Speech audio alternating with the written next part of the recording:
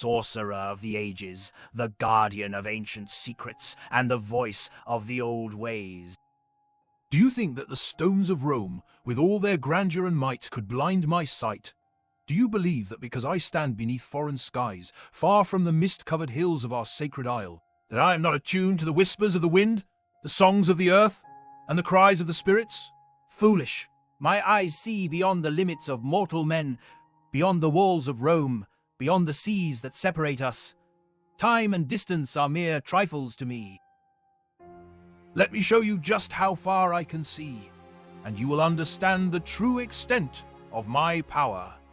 Look around you and see the world as it truly is. But before we can talk of what is, we must first talk about what was. All things that are to occur have origins that birth them. Britain's fate has turned sharply over the past century. Constantine brought peace and knighthood to the land, but he was slain by the treachery of Vortigern. This led to Vortigern's rise and the Saxon threat, as the Saxons saw an opportunity to invade and conquer the land. Vortigern's tyranny sparked a rebellion, and Aurelius Ambrosius restored order, introducing feudalism and knightly warfare. Uthar's lust for all that was not his fractured the realm, leaving Britain in chaos and vulnerable to Saxon conquest. The Saxons have seen an opportunity to invade and conquer the land, and they have taken advantage of the situation. It is not just the Saxons who have their eyes on the fractured kingdom of Logres. There are many great warlords who would take advantage of this time of anarchy. Cerdic, the last living son of Vortigern Tyrannus, not of his first wife, but the Saxon Rowena. He is more Saxon invader than person of Britain, and for that the people of this land will reject him. He poses a great threat for Britain, should the Saxon warlords unite behind him. King Idres is as much an invader of Britain as the Saxons. He represents the worst in men, an opportunist who will claim at any cost. He is amongst those who would profess that might is right, and for that I would wish him a swift end, but for the growing concern that his son Prince Mark would be far worse. Nanteliod, the descendant of Vortigern the tyrant, and Vortimer the people's king? Of all the invaders of Logres, he is the most worthy. But most is not to say that he is right as a high king. The land will decide. It always does, for the land and the king are one. None should forget of Lot, a great North king from a line of great North kings. He is without fear, but for that of his deceitful wife Margals. With enough time, he will unite the North against Logres and settle a score that his people have been waiting generations to settle. But are those that still stand in place of a Logres king enough to hold the invaders at bay? It is uncertain. The Saxon invaders are powerful and numerous, and the Angles are also a threat. The land is vulnerable, and it needs a strong leader to defend it. If the land falls, the invaders will not stop until they have conquered all of Britain. Ulfius, the perfect duke, a dear friend to Uther. Despite his disdain for my presence, I can say that it was no fault of Ulfius's counsel that Uther let his nature consume him. I suspect he would run me through if he had the chance. Even so, he remains the barrier that Logres needs from the Saxons and Angles, who press their advance further west. Duke Corneas is one of the rudest and most stubborn of men I have ever met, and it is in these qualities that he defends Logres from the north so successfully. It was a blessing that he did not meet his end when Octa and Eosa sacked Lindsay. I will share a secret with you now. It is what I have seen. It is not in these warlords that the fate of Britain will be decided, but in the caliber of the next High King and the qualities of the knights who stand beside him. The knights of Britain must be strong and loyal, and the High King must be wise and just. If they should falter, so too will the land.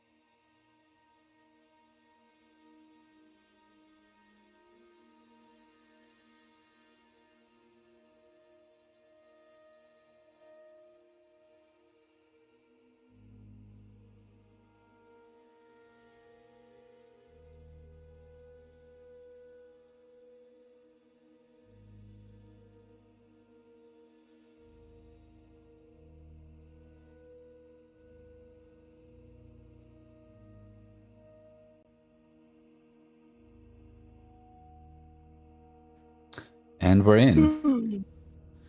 We are entering where we left off with Open Pendragon in Londinium. We begin with everyone beyond the walls, but there's some clarifications we probably need to go through. For one, everyone involved, part of the entry is you are to surrender your arms. There you go. As a guest, and they will be rather thorough in their search. So I need to know if anyone intends to try and confiscate anything in and what. Now, even those who say they're underemployed as mercenaries, the Saxons don't honor knights. They don't honor the concept of always having your sword at your side. That's a concept of nobility, something that they don't really have any importance towards at this point. So, as a result, yes, you have access to your sword whenever you need it because of a duty that you are to undertake, either within the walls or beyond it. As part of your duty, you can effectively check out your sword and check it back in. Is it an obvious place that's like easy to get to? Yep. Will there be complications? Absolutely. Is it meant I'm just to effectively neuter any threat of resistance? 100%. Yeah, I'm also thinking about future when this becomes important, where we like hammer nails into that door. That's it to their arms lock up. Keep in mind that's your arms being locked up, not theirs. Oh, I think I would ask them, wait, if this is just the outsider's arms, where do you keep yours? I am a person of renown here. My weapon should be kept with peoples who are not lesser. Yeah, because Trying you're to- sacked. Like show up my pride and be like, hey, don't fucking put me with these fucking Kimrick assholes. Where do you hail from? Hold on, let me give you this scene because we're gonna bounce around anyways. So give me a second. No. Wait. Just give me a second. Okay. I can't multitask, so if you're gonna start talking, it's just gonna go in one ear out the other.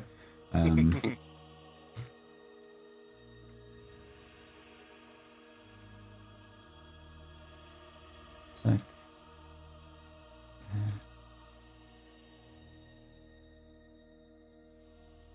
Okay.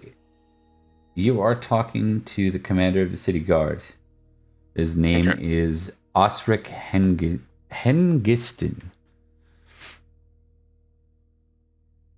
All right.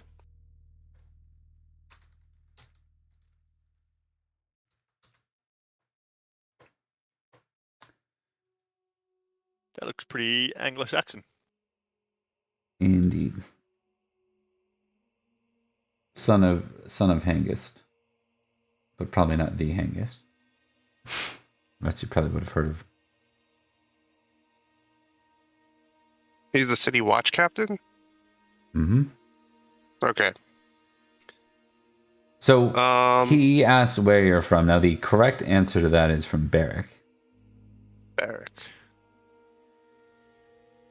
And I know. That's in Britain, though. Mm-hmm. I'll give him. Where are these? These are all Saxons, and these are Barrack Saxons.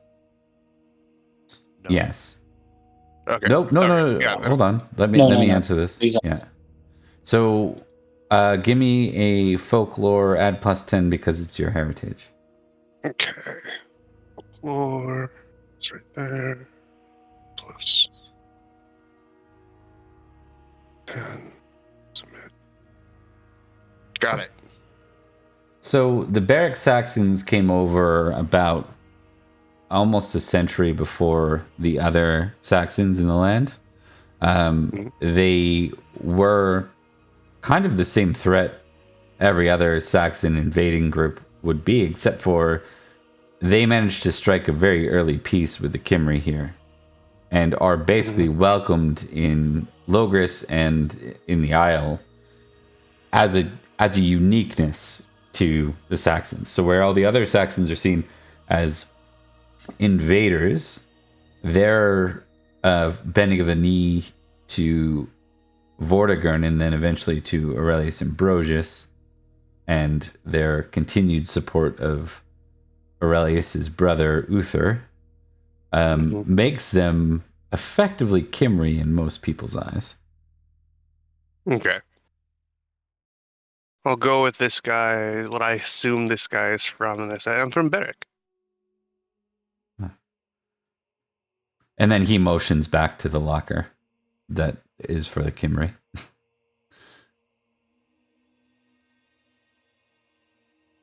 Hoping that would keep me out of their stuff. Yeah, what you're getting the impression of is, no, I know where your loyalties lie. At least that's what he's suggesting.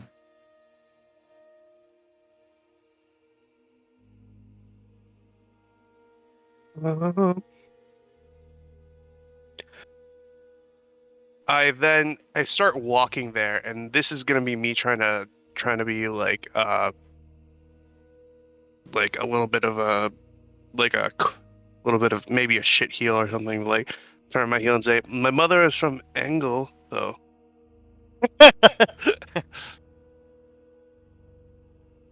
Yeah. Yeah. No. He says many of our ancestors are from Angle or Saxony, Frisian. Well, if I must eat with the dogs, I suppose I might as well get in with it. I give you guys a little bit of a non-committal, like, I tried to shrug. My character isn't paying attention. He has his head down and is being very humble. Yeah, so again, everyone will be checked for weapons. So what I need to know, rather than kind of playing through each one, I just need to know if anyone is trying to smuggle something in. Rotary is attempting to smuggle his dagger in. Okay. Where and how? He will be hiding it amongst his priestly robes that he is wearing. Having it basically close to his chest, hiding it among the robes, so it makes it difficult to find. Okay.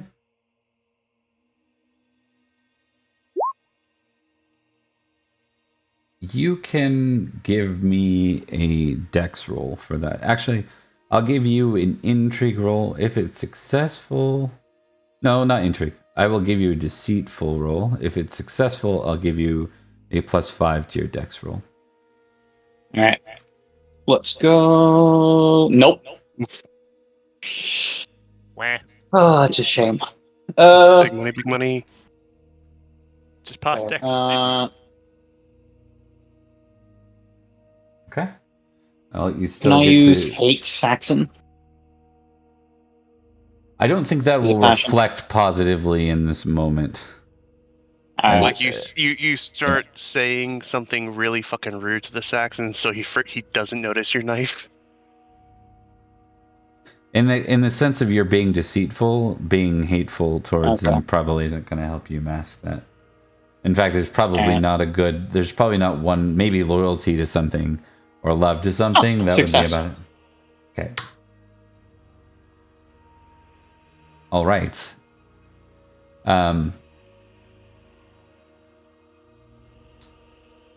Who are you with, Rodri?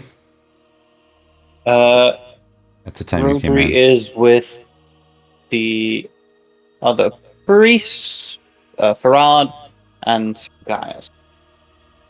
Okay. And I'll clarify with Fraud and Gaius if anyone's trying to sneak anything in. Yeah, no. Gaius left his stuff No. outside. Okay. I don't even know if Farad has weapons. That's fair. Okay. With that, the guard captain says, "Very well. You feel, Rodri, you feel him touch the hilt of the dagger and then continue over. And he says, very well. Please proceed." Farad wants to try to say, bless you in Saxon.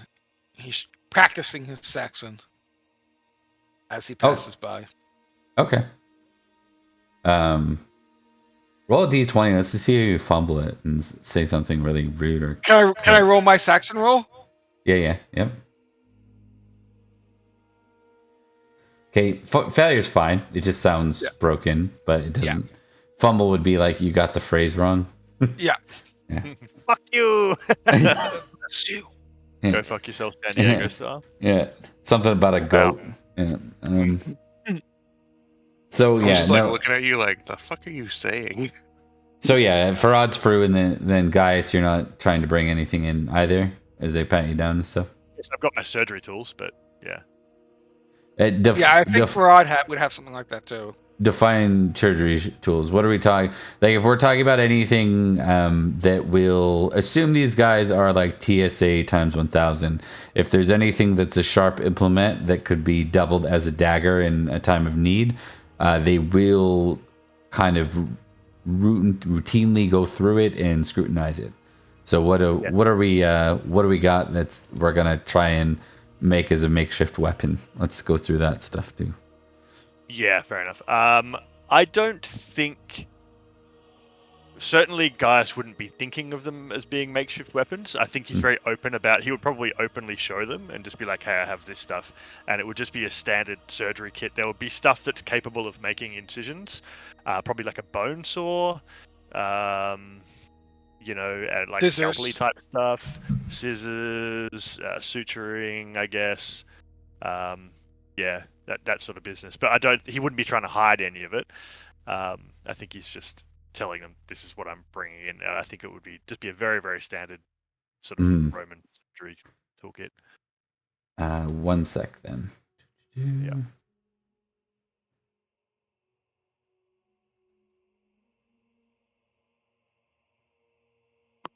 Okay.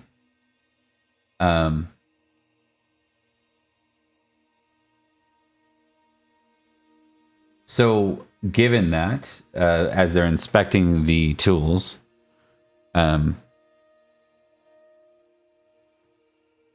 they kind of look to you all and they say, priests or healers, what is your purpose here in this town?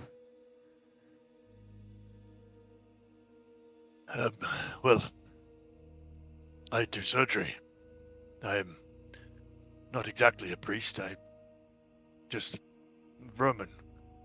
I was taught the skills, and thus I seek employment. I fear they'll be wounded in the city. These times of turmoil, I'm trying to find employment. It's big cities. I travel with the priests for people come to priests for aid. We are all healers, be it the spirit or the body.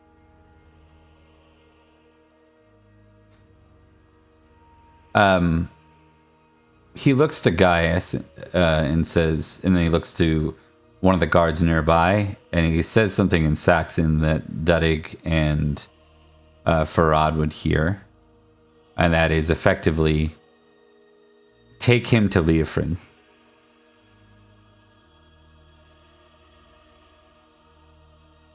We know who Leofrin is. Nope, absolutely no idea. Doesn't sound Kimrick though. Saxon.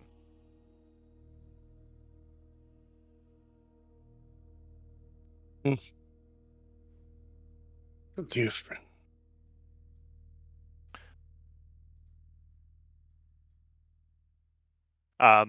Do they take the surgery tools away, or do they let me pass with them? Just out of Yeah, curiosity. they're gonna take like the guard that comes over takes the tools, like sort of like escorting the tools with you, if that makes sense.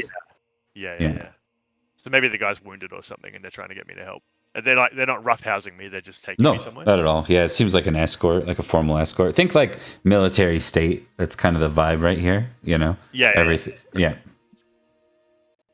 Military state, and they're the occupiers, and you're the ones being occupied or visiting the occupied state as locals. Yeah. So, That's fair. Mm. okay. With that, as the three healers, as the three dressed in simple robes go away, I'm gonna get the three of you. So this is Rodri, Gaius, and Farad all came in together, right? Mhm. Okay, the three of you can make an awareness test. I'll warn you, it's quite high. Oof. Fumble. Killing it. Ooh. I think it makes sense. I think Gaius has got his head down in this moment. He's really trying not to make himself look like a, you know. So it's not like he's not looking around. Probably, I think he's just trying to, you know, not make a target of himself. He's already massive. I think he's probably already a bit worried. So I think he's just. Yeah. Yeah, Ruben's being very paranoid. So Farad, like, I think Rodri, your eyes are set on Gaius, and you're a little bit bothered because the party is like he must have felt the dagger, like his hand went over. Yeah, he must have known. Yeah, Yeah. something's not right. Farad, when you go to leave, you're the last one to kind of be inspected, and when the guard captain kind of inspects you, after he finishes, he says, "Very well, then carry on." And as you go to turn, you kind of look in the corner of your eye, and you see him with like two fingers, sort of motion something. And when you look in the direction he motions, you don't see anybody there. It seems to be like towards a street nearby, like the corner of a street. It's not clear what he was doing to you, but you definitely saw him signal something. For all, just make a note of that, and like particularly that area of that street. I don't think he's ever been in London before, though, right? You most certainly have visited here, probably for like mere days. So you're probably not a regular here. You know what I mean? I think it's Just trying to get reacquainted with the area that he's been to once before, a couple times. Yeah, you probably get lost every time you're here too. Like, you know what I mean? It's not it's much bigger than anything you ever sort of regularly visit, right? It'd be like going to one of the major metropolises and a lot more people than he's used to seeing in one one crowded spot. Exactly. Yeah. So we're gonna go to Uthedrid. Uthedrid. Hello. What about you? So you were going in with Dudig, right? Together? Any protests about your weapons being confiscated? Anything you're trying to do? I was like, I feel like Uthedrid is he's like he crit his display, so he's just like, just give him the fucking weapon. he's like my skill speaks for itself. Okay. I look at you and I'm just like, you're too good at what you're doing, so I'll just listen for now, even though I don't like it. Yeah, so what did you crit? I just want to go back I crit the sword skill to basically display my skill for trying to be a mercenary. Oh, right. Yeah. Yeah, so you know that effectively kind of same thing. If you were on guard duty, they'd probably give you like a spear or, a simple weapon for policing. And then if you have any duties outside of the city, they would probably give you your personal effects, which would include your sword, to go anywhere you want. So you kind of know the gist of it. Maybe you've been doing the mercenary thing, well, not for very long, I suppose, but maybe you just kind of understand it. Yeah, Um, in my head, I was like, is this? I was like, should it be modest or proud? Like, do I just not say anything and just hand it to him, or? But I like the more prideful thing because that's what my skill is leaning towards. So, right. Okay, they will. Yeah, they will then confiscate your weapons, including your daggers, and everything is kept in a box for you in a large locker storehouse. he just says thank you. Yeah. All Keep that right. safe for me. So everyone is inside. We'll go to Gaius next, who had a particular location he was going to. Is Farad joining him since he too has surgical? Did you have surgical tools as well with you, Farad? I don't know if I mean, I have the skill. I don't know if I actually have a bag of surgery. Maybe you don't. I think Maybe you probably rely on simpler. wherever you're. Yeah, maybe you rely on Yeah, I think he's whatever. got simpler. He's like he had the thread and needle and Yeah. valves and poultices, but nothing that sharp and like truly surgical. weapon like nothing they wouldn't let you on board a plane with in modern day. Okay. Yeah, except for a needle, but I don't think they're gonna care about a needle, right? Yeah, no, not a needle. Got him. Stabbed one damage. I'm gonna crit with that needle over and over and over again. Sure, it's only one damage, but I can get 46 on top of it. But he'll come with that if they're leading us, all three of us together. He'll follow unless they dismiss us. They aren't necessarily, but since you came in together, if the two of you want to join, they're not going to protest. They seem to be escorting Gaius and his. Yeah, I'm curious who this Leofrin is, and while my Saxon is horrible, maybe I could at least somewhat translate. Gregory would follow as well. Curious as to what's happening. Well, I think he instinctively goes his hand over to the hilt of his dagger, so he just looks like he's just like clutching at like his chest or something. Okay. Awesome. Okay, so when you arrive, you see a. Well, let's see. I haven't decided this part yet.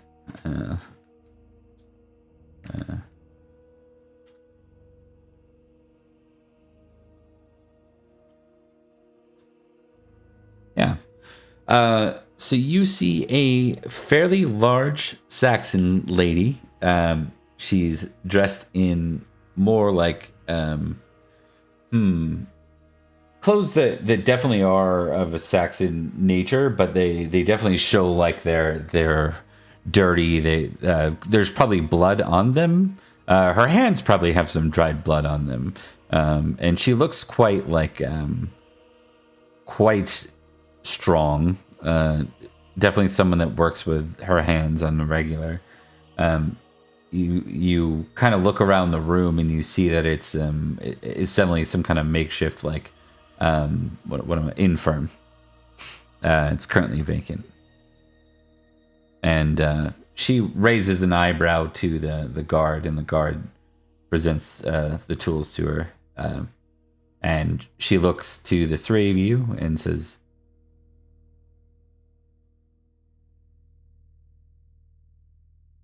"New to London, then?" I have been here before, but not for some time, my lady. Leofrin's fine. No lady. Leofrin.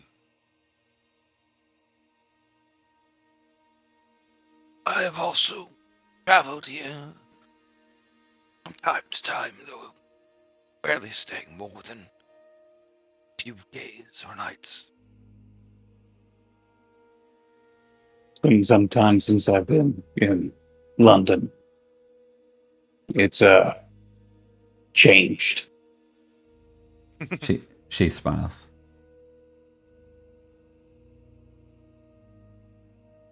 She looks to Gaius and she says, "The rules are simple. You're allowed to practice your craft of healing but you have to do so here, and your tools will be kept here alongside the others.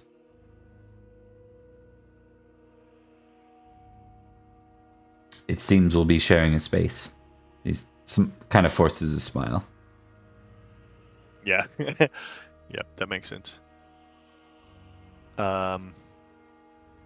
He will bow. And will I be doing this for pay, for accommodation?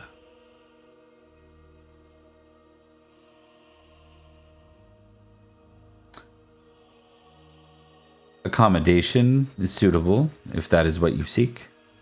I can see to your arrangements. Thank you. Unless you have accommodations offered elsewhere, of course. I see. Well, I wouldn't wish to impose if I was not welcome. You have been offered, have you not? Thank you, Leofun. He looks around for somewhere for his stuff to put down. Yeah. You probably haven't had a lot of social situations with the Saxons, but they're rather blunt. They're hospitable, but they don't believe in courtesies the same way the Real Kimri life do. Yeah. It's Yeah. rather matter of fact, right? Yeah. Viking-like, you might say. A few hundred years. Yeah. If my conversations with actual Dutch people are anything to go by. Oh yeah, it's still around, right? 100%. I love it. I think it's great.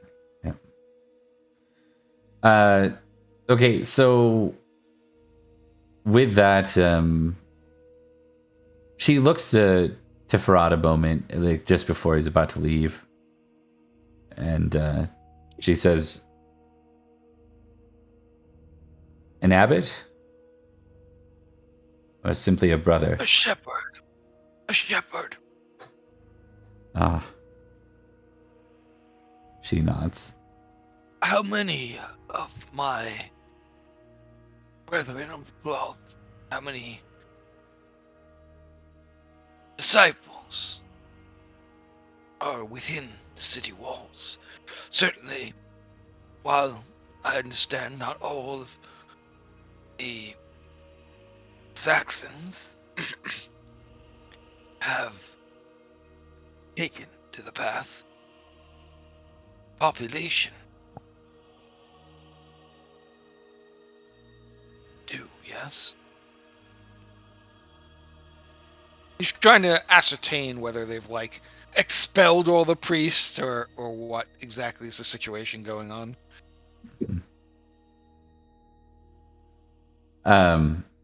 She'll smile and she'll say, with a bit of a shrug, "I've seen more." She thinks of the word for a moment, and she's like, Roman Christians than those of your faith. She seems to be almost like that would be a surprise, probably, that someone would be able to recognize a difference and recognize that shepherd means British Christian, right? It means she's at least somewhat fluent, probably more fluent than the average knight would be, about the difference between the two. Good Leofrin, I understand and appreciate your eye for subtlety. We are all of the same faith, even if manner and method of speaking it might differ. All follow God. Well, there is the Archbishop Quintus, she says. There are some like you come in trade peacefully and leave. But if you are to be inquiring about such things, there is someone you ought to meet with. Unless you were to incur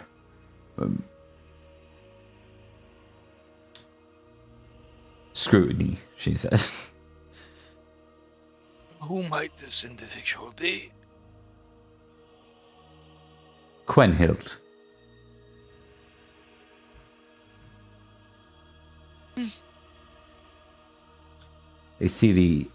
They oversee the relations between the Saxons and these Christians. Those who claim to serve the Christ are to speak with Quenhild. And where might I find this Quinhild? Well, she can be found in... one second here. Let me think of where the area is. Effectively, I'm going to get you to do a religion Christian real quick for me.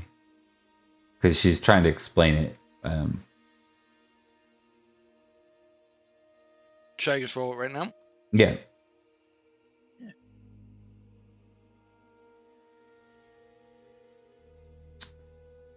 I can't remember. I believe it's hold on. Let me just pull open the London map. Make sure I know what the hell I'm talking about here. One sec.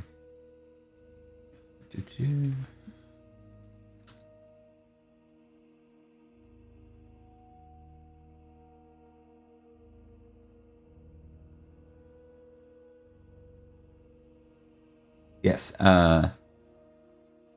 It's very clear that her description of it is a simple, like, storehouse just outside of St. Paul's Cathedral.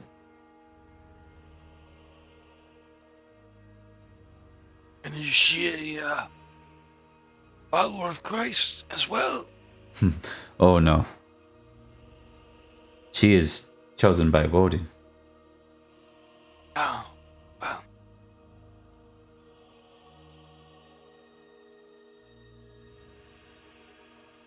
I hope that she will be kind at least.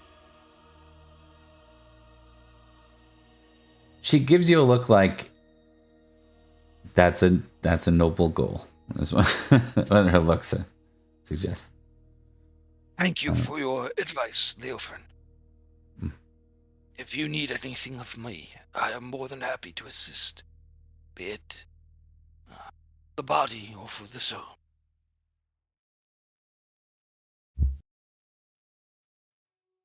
Okay. And he'll just turn and leave with the others. And she will say, so long as you need refuge, you're welcome to rest here, she says, as you depart. Which is a bit more hospitable than probably anything else you've gotten so far. Will you be staying here, Shepherd? I would like to look around, lay down a bit, meet with this Quenhild, possible, and possibly speak with the bishop, the Archbishop Quintus. I think he could be a good point in which we might, and gets close so Roger can hear us, in which we might learn more about the current situation. And I agree.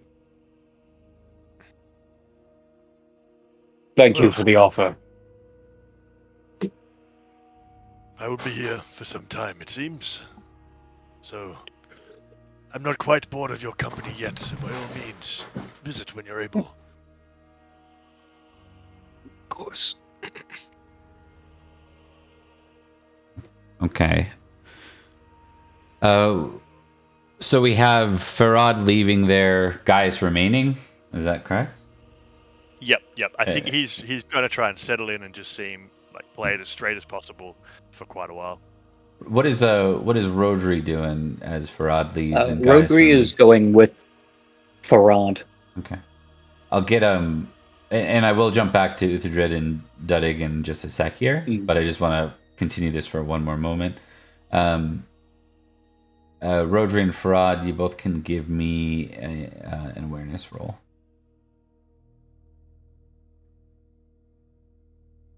Critical. Okay. Um, Nothing. Didn't succeed. Fried, you're trying to remember exactly where the cathedral is, as you kind of wander through town. Yeah. Eventually, you'll I think see it's it. down this alley. Yeah. But as you're wandering through, you're passing by crowds in the day, and almost everyone is either a commoner or a Saxon that's visible. There's a few additions, but nothing too wild. You might pass an occasional knight, kind of in the same situation as you, where they're completely neutered in their capability of representing themselves as a knight. Nevertheless, as you're passing through the crowd, Rodri, you see a couple of people that are just sort of within the crowd, and you just know with absolute certainty they're keeping an eye on you, specifically you. You're being watched right now. I think with that, he goes, yes. This is something Edric would do. So he nods to himself. Yeah, you can't help but feel like there's spies on you right now. Yeah. I think as they're walking along, it would be next to Faradmi and say, I'm being followed. They must have noticed my knife. Perhaps it is best that we pair off for now. Or that I head off for now. Lead them away. You go speak with who you can. I'll meet back up with you later. If you wish to, I have found that the Saxons do not long enjoy liturgy. Perhaps if you visit one of the churches, sit in for a sermon, they'll get bored and you'll lose your tail. Good idea. Alright, Nod to good luck. And he'll make like the symbol of the cross and put a quick blessing on Rodri. Okay. Rodri does the same in kind of response, but it's backwards.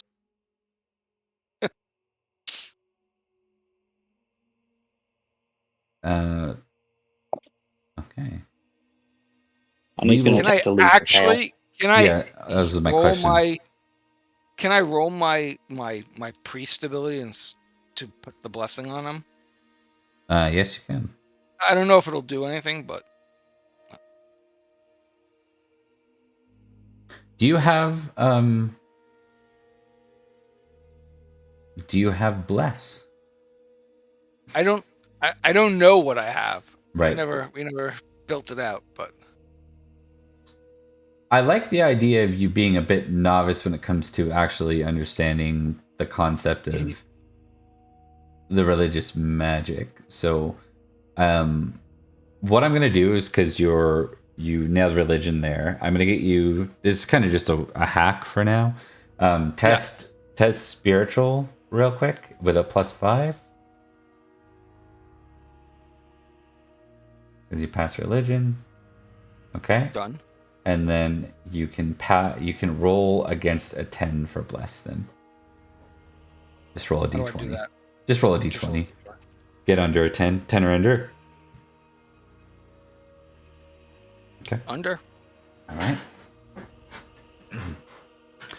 Father, the Spirit, the Holy Ghost.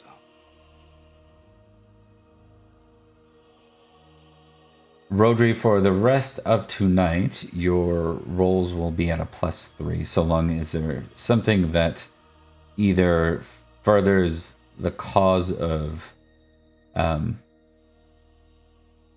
Christian freedom. It's going to be a little bit sketchy, right? Or is not like a sin. So one of those has to be true, right? If something is a sin, Bob, you won't receive the running bless. away a sin. No. Oh. Okay. Stabbing someone through the neck with a knife might be, unless it's, again, furthering Christian causes. Yep. So makes sense. My favorite, a little bit of religious violence. Right? The world's built on it. Yeah. Okay, so we go back to our mercenary knights. Are you guys both looking for employ or assignment, I should say, at Yeah, this point? at Okay. least I am. Okay. I'm mostly hoping to find either something that will let me understand the patrol routes of these people in this city, or a higher station so I get to deal with, not grunts. I understand. You probably got to put in some time to get there, but understand. Yeah. What I need to know, I think, from Uhtred and Dudig, do you guys want to divide and conquer, or are you guys looking for the same assignment? I'm offering a little bit of flexibility so that you guys can either act like you're a duo and then be assigned accordingly, or act independently and then you might end up with separate assignment at times. So what do you think? I think as a duo we can support each other in the longer term. Okay, that sounds good to me. Okay. I mean, you know the language, Mhm. so benefit to You me. know language, and I know language, and you have the brains. I was like, I wouldn't go that far. I was like, at the very least, I have skill. Okay.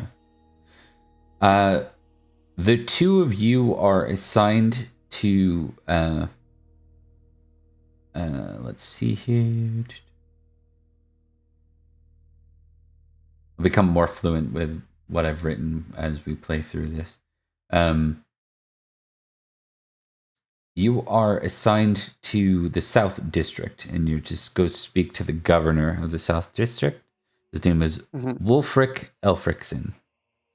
And I'll continue to post the names in their role. Cool. And the Elfric son, this would be the son of Elfric, right? That's why they all have names like that.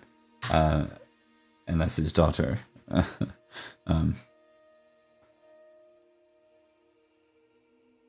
So as you reach this person, let me just see.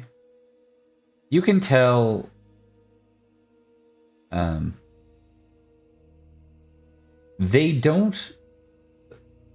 they aren't the biggest Saxon you've ever seen, but they have an air of confidence and sternness that tells you that it's almost like more frightening that they're so calm as they're working through things. This isn't a hothead, which would stand out amongst the Saxons. As you kind of get there, he's sort of methodically laying out orders to a number of the new mercenaries who have signed on. And as you get there, he turns to the two of you and he says,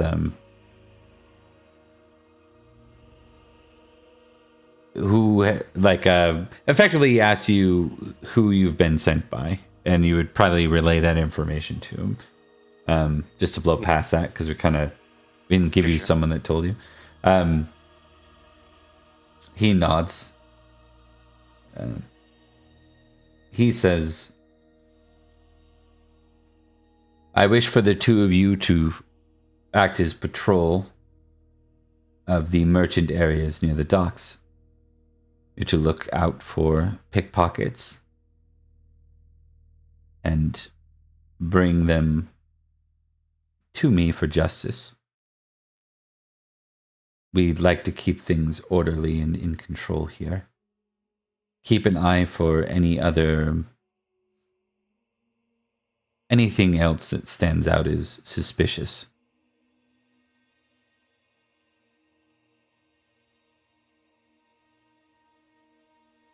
We can do that.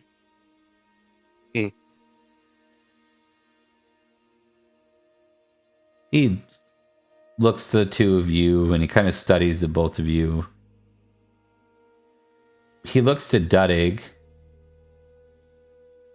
And in Saxon, he says, do you serve Woden? I don't know if you would say that. I say, I just automatically say yes. Okay, yeah. He would Before say he even mentions any other religion, like I'm Yeah. Loden. Yeah, he would say our gods, or and he didn't get to Christ before you enter it. Yeah, so he Yeah. nods. He just gives a simple nod. It's that kind of calculating face. It's hard to really know exactly, what his thoughts are, but seems to be a simple nod. No protest there. But he seemed to be keen enough to identify that you were likely Saxon. And then he looks at the two of you and he gives you like who you're to report to, which is some, the unfortunate side of this sort of work and where you're at right now is you guys are really think of yourselves as just trying to get acquainted and survive this military state you're in right now.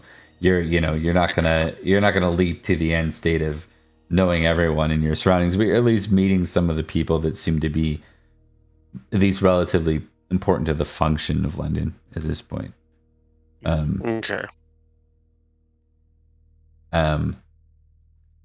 But with that, you'll be assigned to your duty, and with that, you'll get exposure to the layout of the docks, which includes the shipbuilding area, and as well as the merchant areas that surround the docks in the southern part of London. Golden. How did we discuss how we meet up with our doctor friends? Oh, like how you guys Or is come that- back together? Yeah. Yeah, that's a good question. Why don't we, you know what? We're going to give everyone an intrigue, all five of you. Whoever succeeds at the intrigue is the one that gets to have kind of remembered and came up with the suggestion. Yeah. I love it.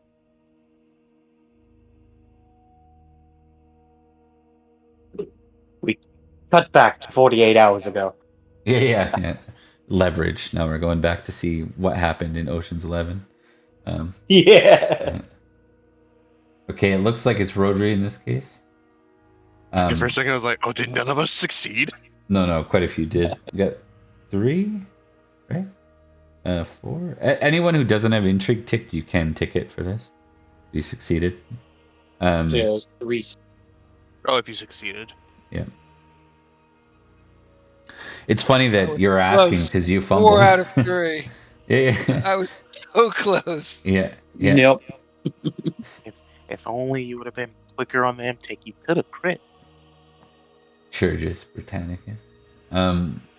Okay, so Rodri,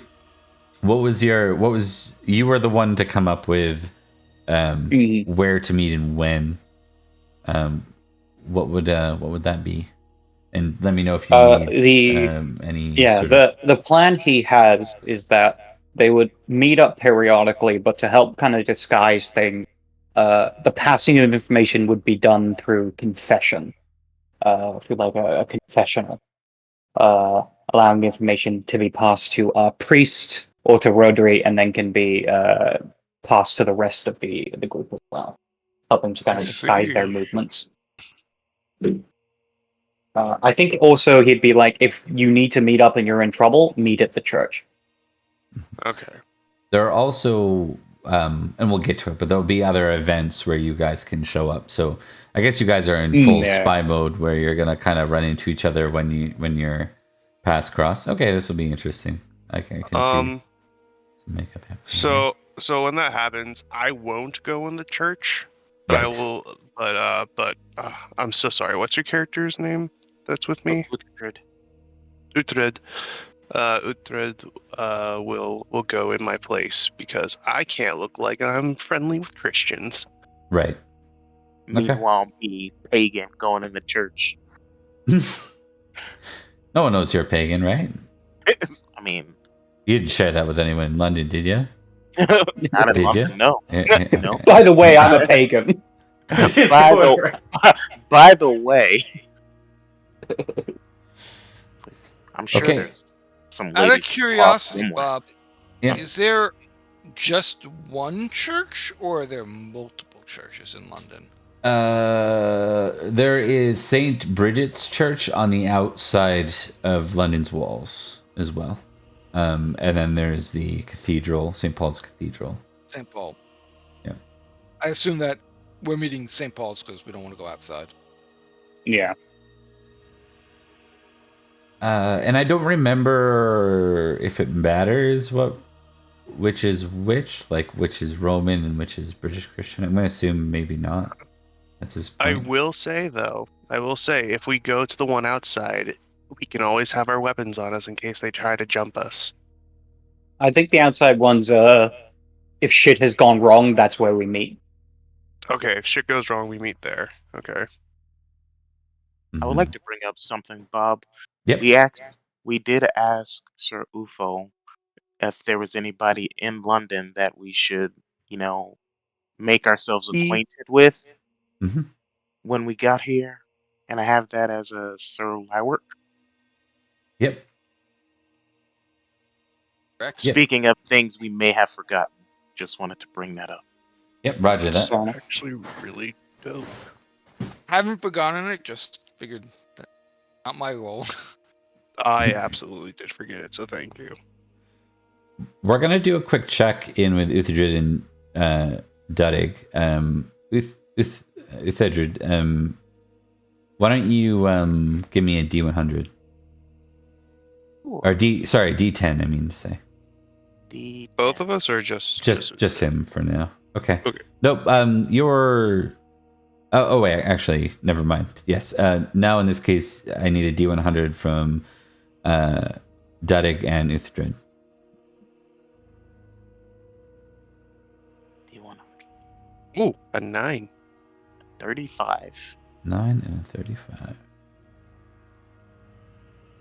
Okay, give me a sec. I opened stuff up in the wrong area. All right. I was like, that's a dope D100 roll. I was like, every time I see a D100 roll and it's below 10, I'm just like, I am amazed. It's like, yeah. if it's the 90 or above or the 10 and below, I'm just like, how is it possible? Yeah. I'm one of those people who have the swingiest of luck. It's one side or the other usually. One thing, Dudig and Uthedrid, one thing you kind of notice as you're near the docks is there are a number of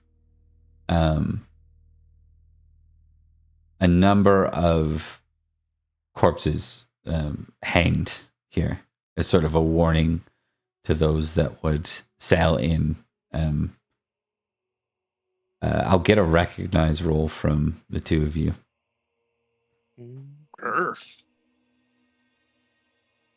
Recognize. I've never seen this body in my life. Is there any modifier to this? No, this will be hard. Okay. So yeah. Okay, here we go. Oh, fucking Christ! Let's go. That's too bad. See, He sees the dude we're supposed to meet. Yeah. Well, the good news and the bad news. Bad news.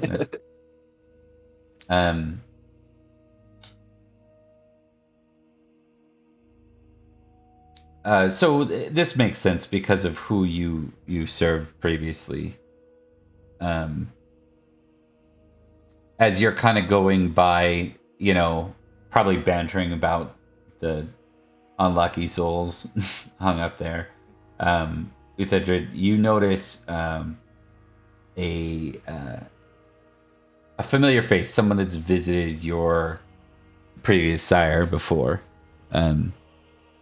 His name was Sir Gwilliam, and he was the constable of the White Tower here in London.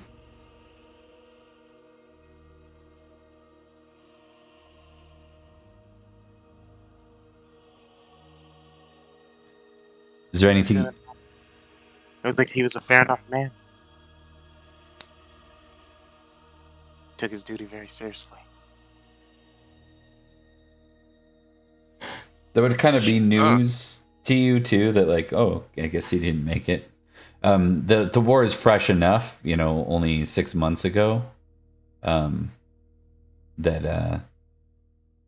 it's or not even probably at this point, like 4 months ago, 5 months ago. That this could just be a matter of that he would have been one of the people leading the counter siege, right? Leading the defense of the siege. He said Well, he it was seems like constable invade. White Tower. Huh. Well, it seems like he did too good of a job, and the invaders took it personal.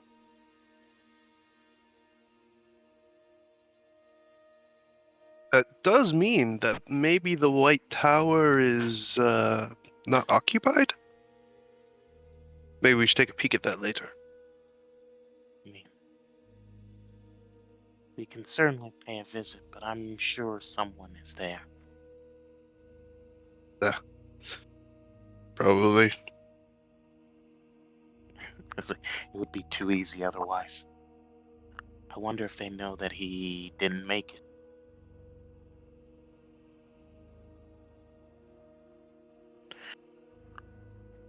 He didn't make it. Since I recognize him, would I know if he served anyone? If he's the constable? If he served anyone at the White Tower? Last you knew, he served Uther Pendragon Oh, directly. Constable of the White Tower would effectively mean he is like accountable for the stables of the house of Uther, including all his household knights. Let me just check something here real quick.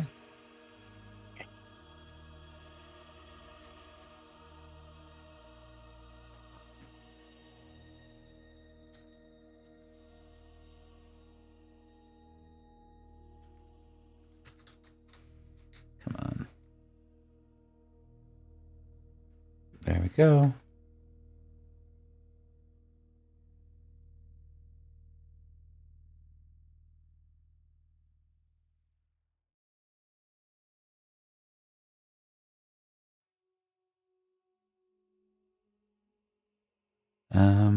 You know a lot about him because you critted, so I just want to make sure that I give you any pieces I can.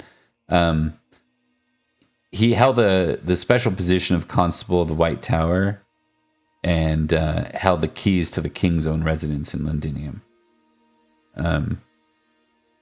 Though titled Constable, his job wasn't with horses, but come with the benefits and challenges of being the Castellan of the White Tower.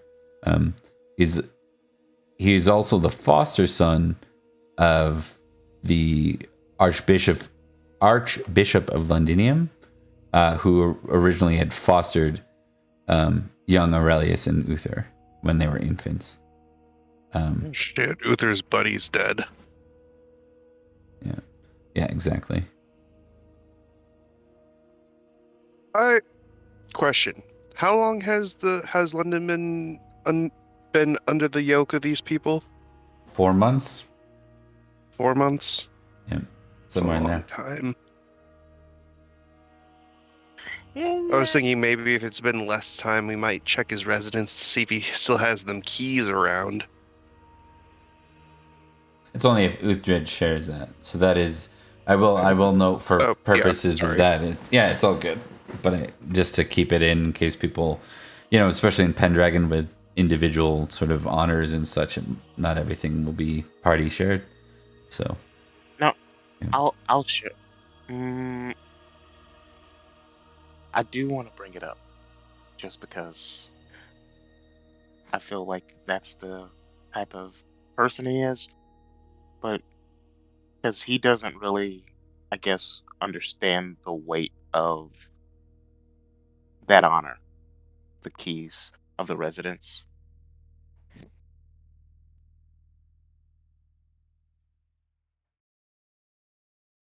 Yeah, so you do. So he does. You do raise it with that. Maybe just say it in character, and then we'll let the two of you interact for a couple minutes on it before we change scene. He's like, so from what I understand, he was fostered with Uther by the Archbishop of Londinium. He was made constable, but he didn't really have the task of nurturing the horses for Uther.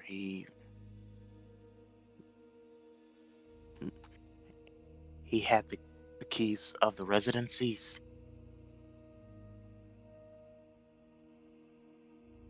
The low head turn. You don't say. Yeah, Do you remember where his house was? I assume it's the White Tower itself, but I'm sure by now that someone dwells there.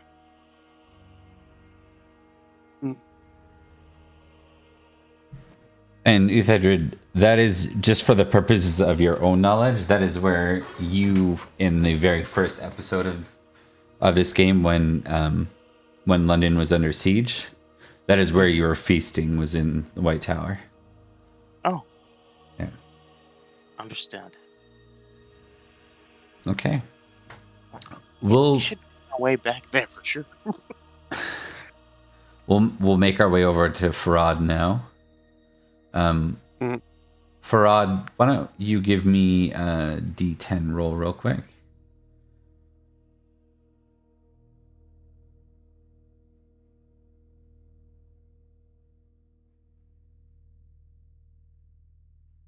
If you're still here, Gary. I know you went BRB. He might still be away. Yeah, maybe Gary's not here. Is he muted? He's muted. We'll give him a sec, see if he comes back around. But we'll go next to Gaius, just because I'm curious what you're up to now that the others have departed. Yeah, I think I know you've said earlier that you sort of want to catch up a little bit time-wise. I think, unless you want to dig into anything in detail, Gaius is pretty happy just to lay pretty low for a while and just actually do surgery without getting into too much trouble. But he will be, doing intrigue along the way to just gather information about existing, I suppose, conversations around, the Kimrick people in London and what they're already doing and that sort of stuff. So try and use his position as a surgeon who's doing surgery on people and stuff to catch some rumors and things. But other than that, he doesn't want to, they've just come in, he knows they're going to be suspicious and stuff. He's just going to try and do surgery for a while and settle in and look normal. All right. I'm going to get you to roll a d10 for me. 9. Okay. Things kind of play out very in a mundane fashion. But we'll give you an intrigue test just to see what you manage to sort of ascertain over the next while as we sort of move forward. No passions? No, I don't think in this case, just because it's like multiple. Time. Yeah. Yep. That's fine. That's a 4. Okay. Okay, you notice that there are some injured that come in. It seems like there's some skirmishing happening. You kind of overhear mention of skirmishing in Hartford.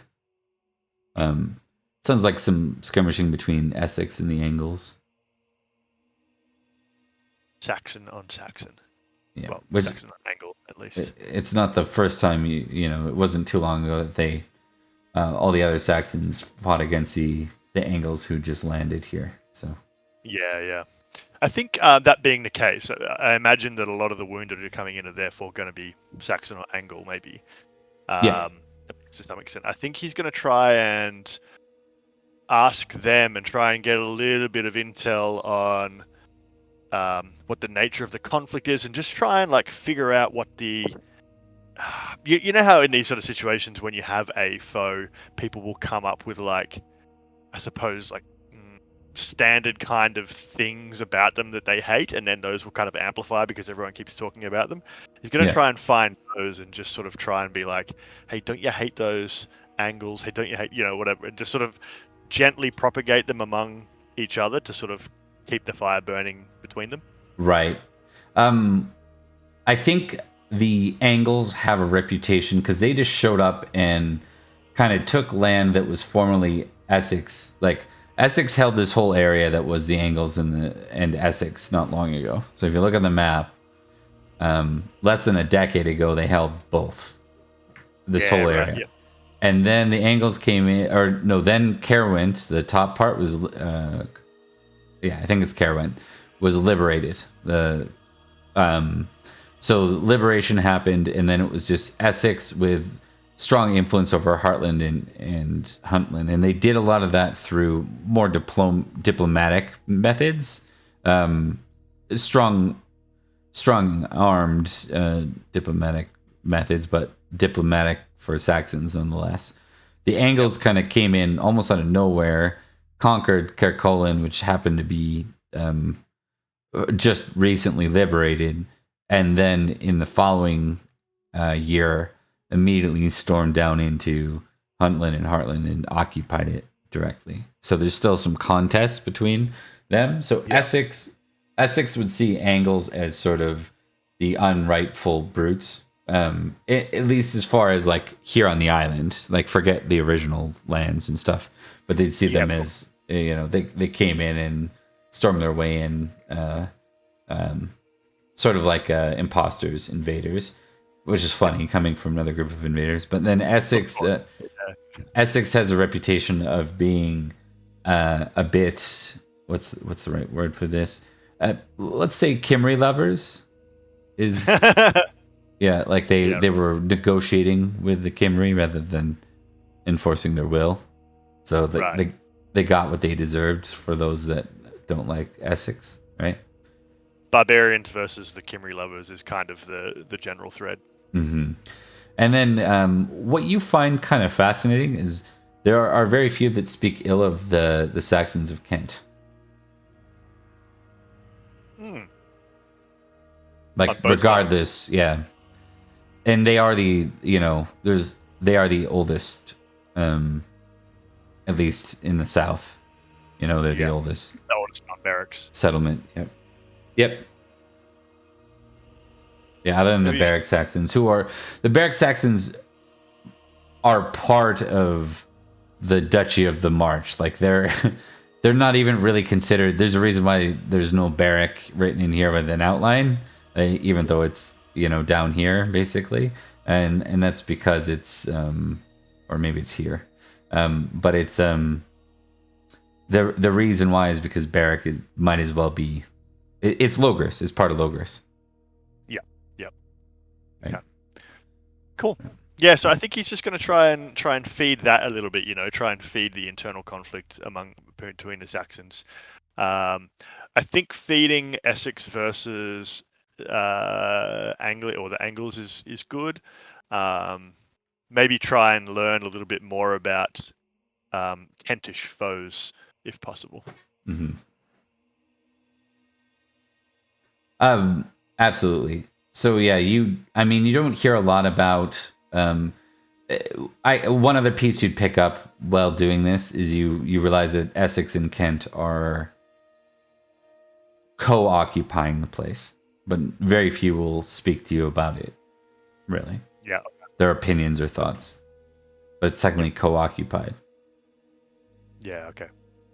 Bit of both. Yeah. Cool.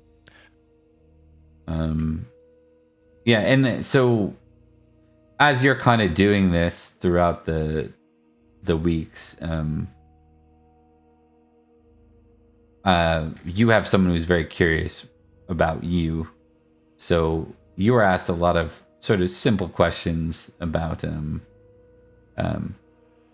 this whole thing from Leofrin. Just about every once in a while you're having a conversation and maybe your conversation dabbles into something about battle or warfare and eventually she seems to be busy, never really paying attention, but just before the winter hits, she says, "You do seem to know a lot about war for a simple priest or a simple churgeon." Yeah. That makes sense.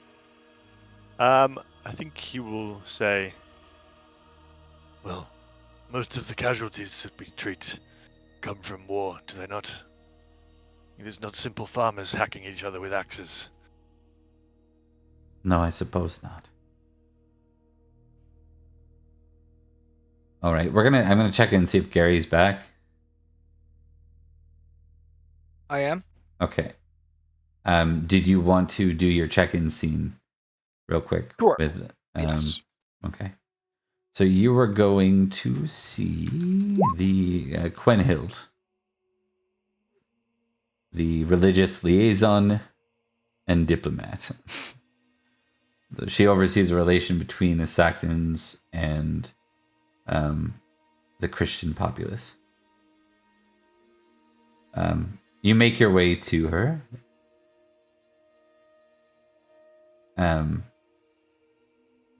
You see she has on her like a symbol of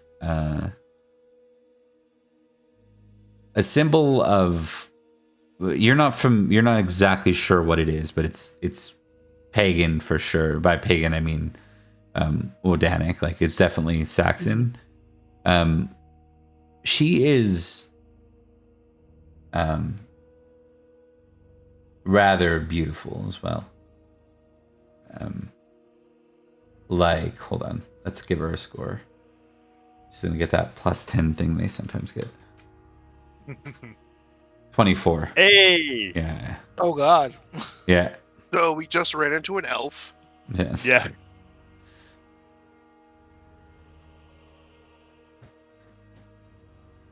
I think he takes a moment just stricken by her beauty, but Mm-hmm. after a moment he says, "Are you the liaison, Hild?" Yes, priest, she says with a smile. My name is Shepherd Farad. Very well, Shepherd. I was informed that you are the individual, the person I would need to see. You are a liaison, diplomat. I am. She nods. You've come to the correct place. Oh, what must I know if I am to speak the words of my faith to the people of Londonium?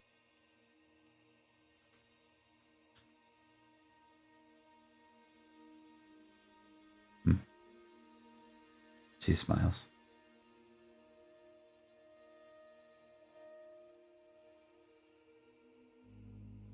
The kings of Kent and Essex have agreed, at least for this part now, that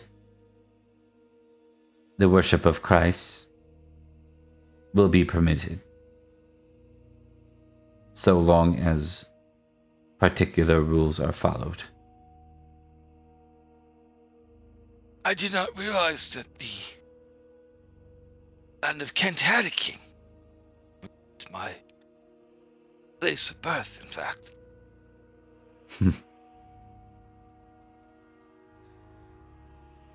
We all come from somewhere, priest. Where do you come from, and if I might ask? Please forgive my voice. It's strained, injured.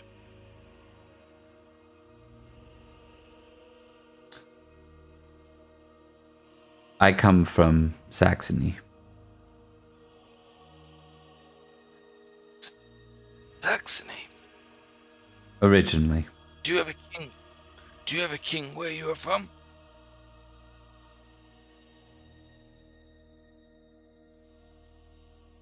She contemplates her answer.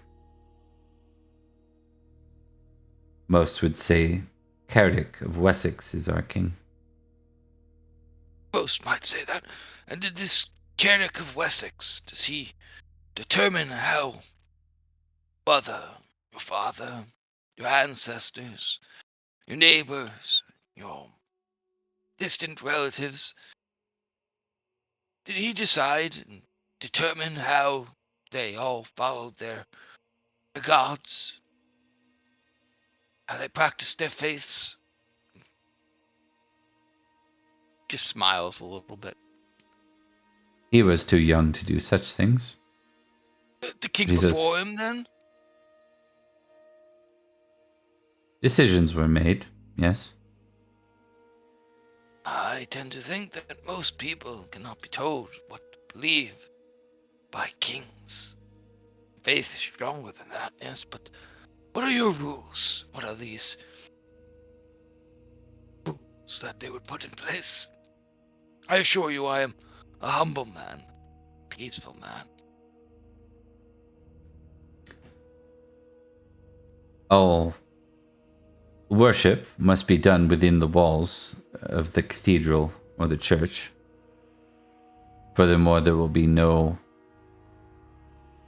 worship outside the walls in the form of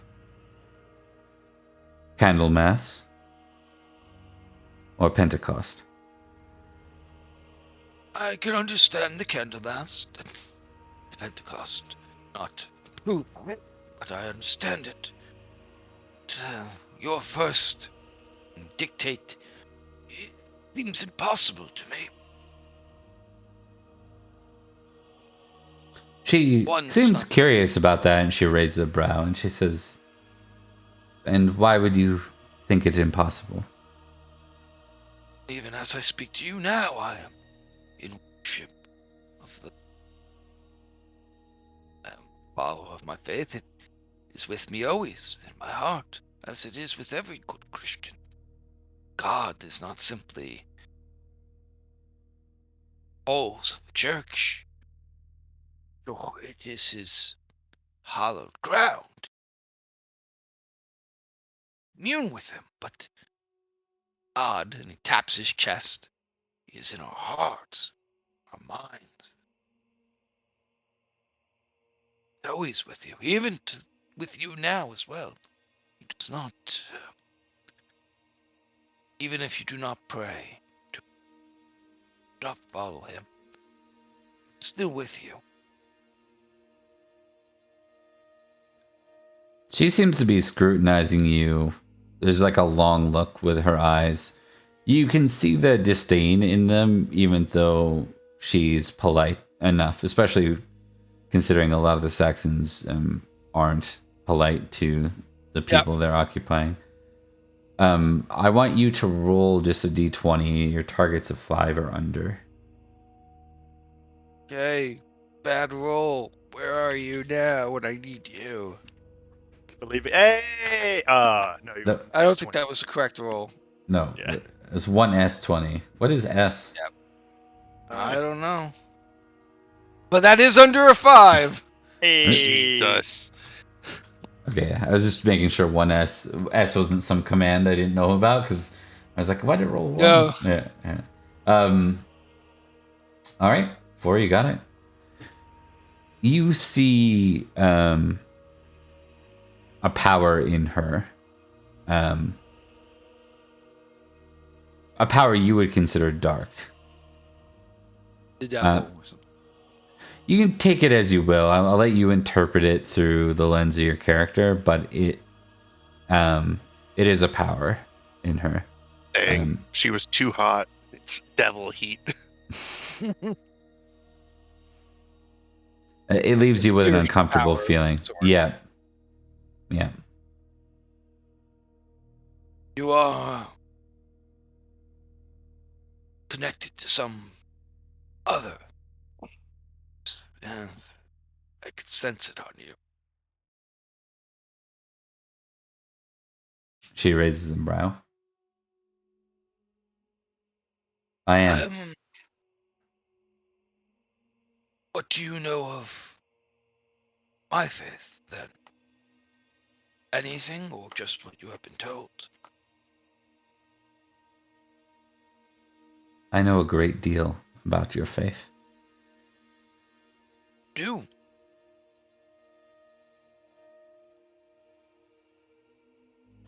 Indeed. Could you enlighten me? I am curious what you find most appealing and what you find most disgusting. Well, this is undesirable. Okay. I want you to make a religious Christian roll. We'll kind of gloss over the detail a little bit of the conversation, but I'll give you the highlights based on what you roll. Okay. Her familiarity with Christianity is clearly of an Aryan likeness. So Aryan as in not British or Roman Christian. Yeah. As in, like, the Aryan version of Christianity. Mm-hmm. Which is a thing in this game too. The Akatane are Aryan and yeah. Yeah, it's also like And they were brought it, I believe, by a marriage with the Saxons or something like that. So yeah. Okay. Understood. So she seems to know a great deal though. She's clearly studied like Christianity. Got it. And this lady's like a priestess? Mm-hmm. Okay. She's in a formal position though. Her formal position is the religious liaison to the Christians. Gotcha. You know a great deal. Perhaps not the way I follow, but you are. I understood. We're well versed. I'll do my best to walk within your lines. If you do wish anything of me, please hesitate to ask.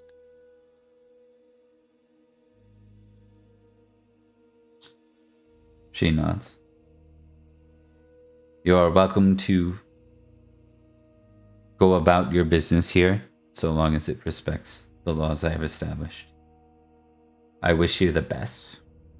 And with that, the last part specifically, you're like, yeah, no, she doesn't. Oh, hey, Yeah. one sec.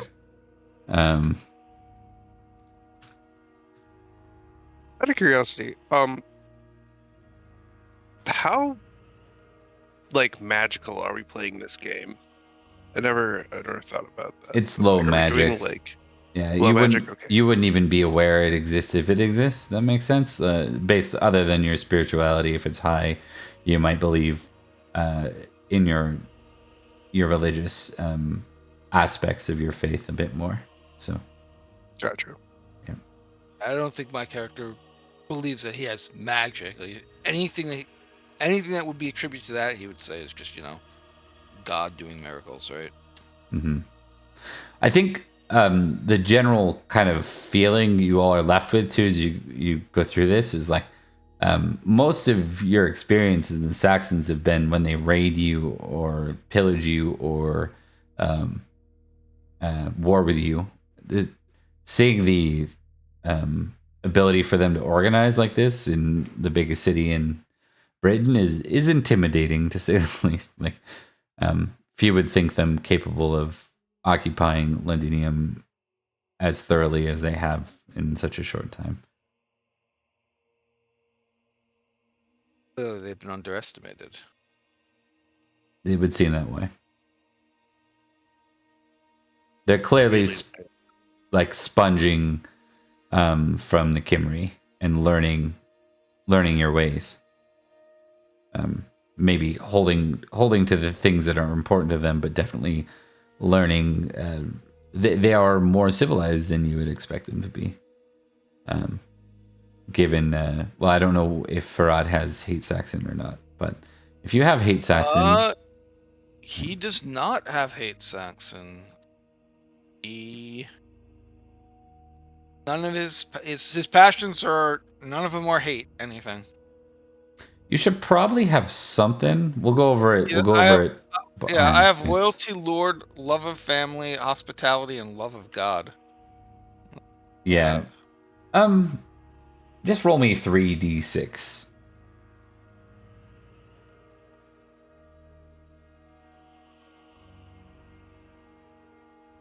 Okay, 8 was your starting, and then what's your forgiving roll?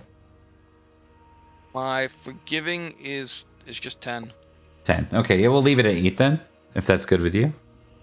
So there's What it hate Saxon at 8, so very minor, like almost should fall off the sheet.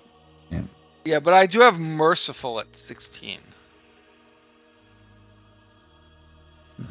I could put a hate Saxon at 8. That's fine. Yeah, I think it's in 8, like something that low. So think of that as tiny. Like any less than that, it starts to fall right off the sheet. They did drag him through his town by a rope around his neck. It's a bias versus an all-out hate at a 8.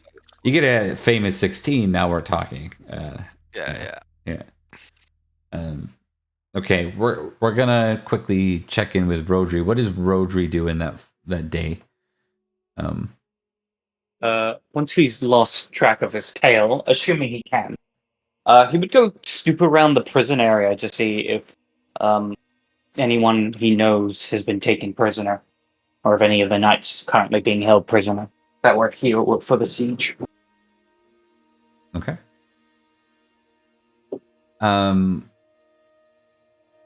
Let's figure out how you're doing this. Like, you're gonna try to slip your tail if you might have one. I think yes. Well, he knows because he saw them. Yeah, but I mean, you're not turning around and looking for them. You're trying to just move fast enough to essentially, yeah, move fast enough that it's likely that he's lost them. And then what are you doing from there?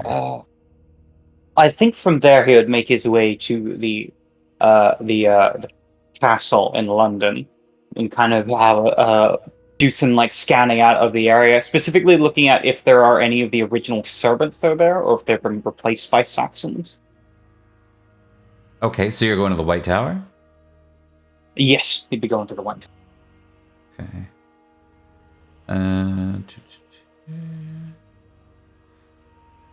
I don't know which. There's a fancy colored map from 6th edition, but there's also this really decent one still in the Great Pendragon campaign. So I'm not sure what to do. But just to, I forgot there was a Jewish quarter in London. Anyways, side. Yeah.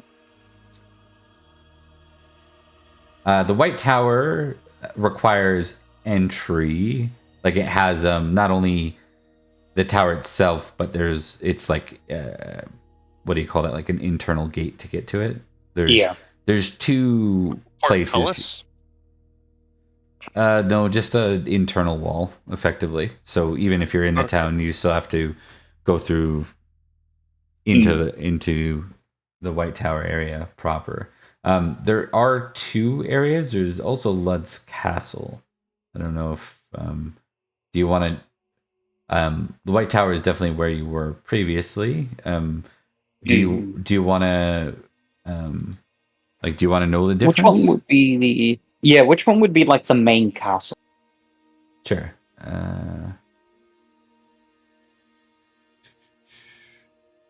Let me just, you know what? Let me just verify, actually. In my mind, it was the White Tower, but now's a good time as any to verify that. Me too.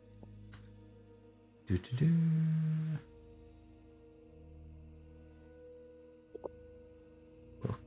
I need book 1.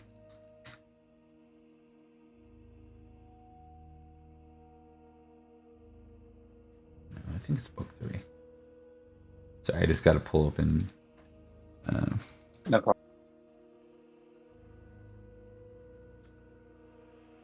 Why don't you give me a intrigue score to begin with, +5? Because you were here before. I don't think I can fail. Yeah, it's okay. Yeah. You could crit, though. Success on 8. 8, okay. 1 sec. Almost there.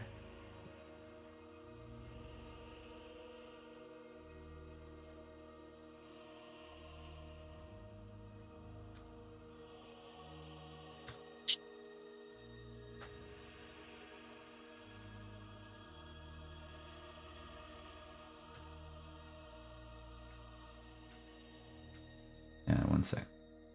I'll check here.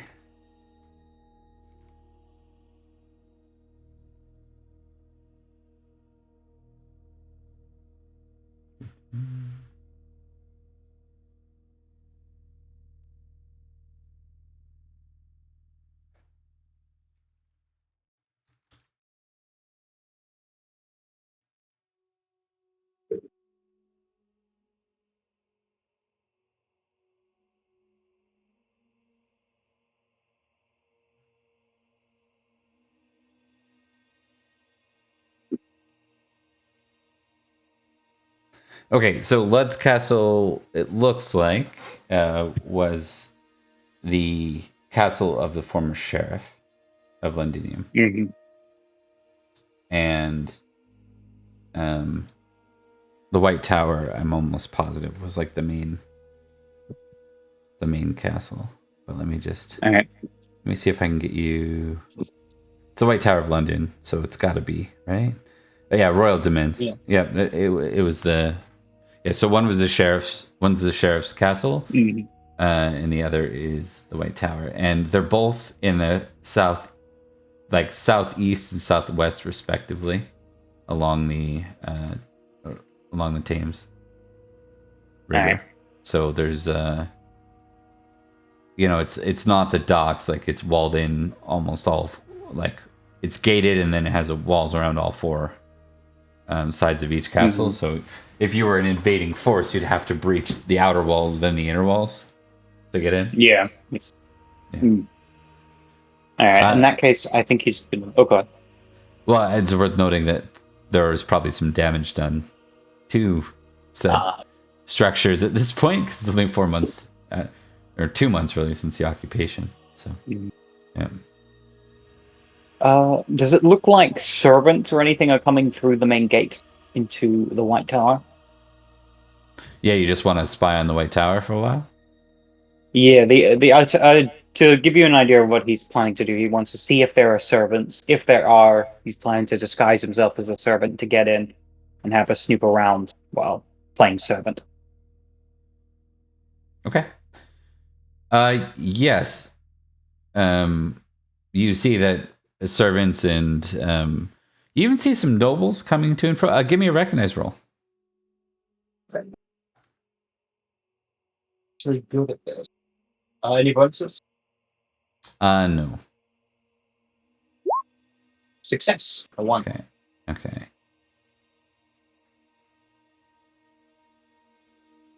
You see... I just want to see who it is randomly here. Okay. You see Lady Winflaith. Who you recognize from when you interrupted the feast. Mm. You see her coming out of exiting the White Tower, and you see other like nobles and some servants. They seem to be going about genuinely the same sort of routines they did prior.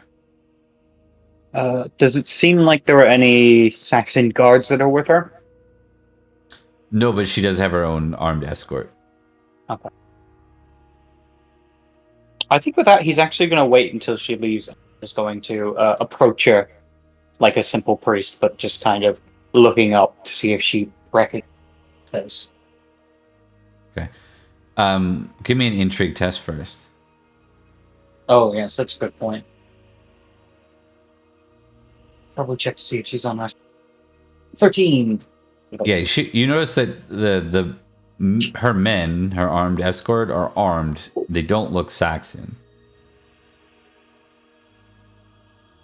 I think he's going to pause for a moment. And I think he's going to change his mind on that, and he's instead going to not approach her. Okay. In fact, I think he's going to follow her at a distance to see where she goes. Find out where her, assuming that's where she's going. Okay, just tell her for a while. Yeah. Okay.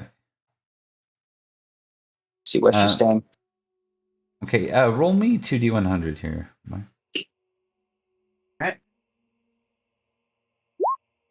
95 and 36.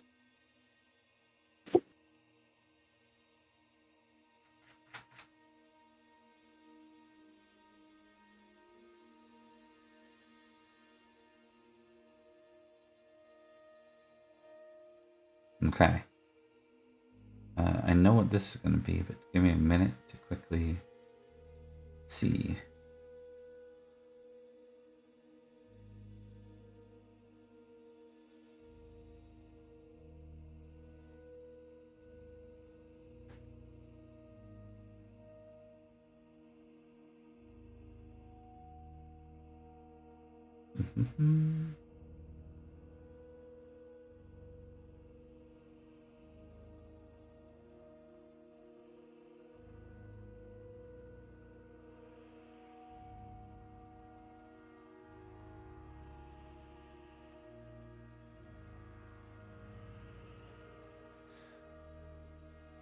Do you see her make her way out?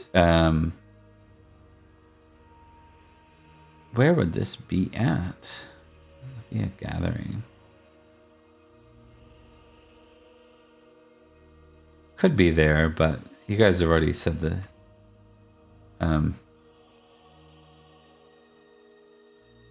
you've already held claim to beating in clandestine ways in there. So we'll say this is done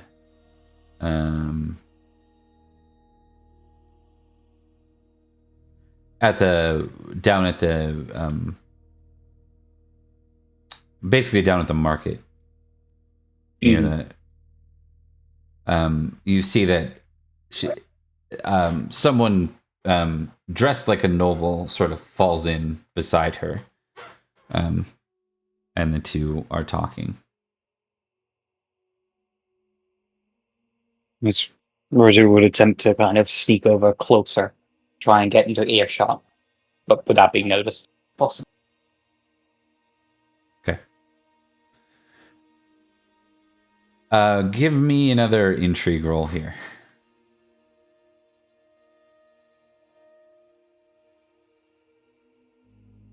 Five on. Okay. You kind of overhear a few words. Whoever this man is, he seems to be giving her an update. You hear him say, "The old fox remains. He is well. The attempt to pincer him failed. The young fox marries. What would he say about this? The daughter of the dance. With your intrigue, you're picking up that this is probably him speaking in a bit of coded phrases to reference Ufo and Jenna being wed. Yes. I imagine the old fox is the Duke of Silchester. Yeah. And the daughter of the dance is probably in reference to the giant's dance in Stonehenge. Yep. Okay. After that,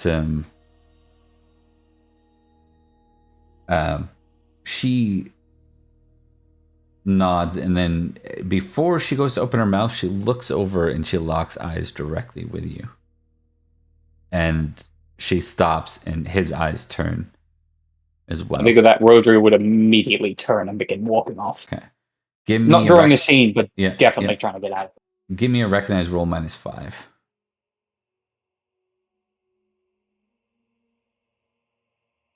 Nope. Okay, that's interesting. Yeah, you don't catch who she's speaking with, but you avert your eyes and you duck out. Yeah, and you are out of that scene. I will note for when it comes up, they are able to conversate with everyone. He will tell the others that Lady Winifred is a traitor. Okay. Winflaith. Yep. Winflaith. Yeah. Yep. Okay, so let's see. We've gone through that. We're gonna just check forward with other people because we did skip for Gaius through. So just real quickly, as we're gonna plow through this quickly. Farad, over the next couple of months, what is your focus here?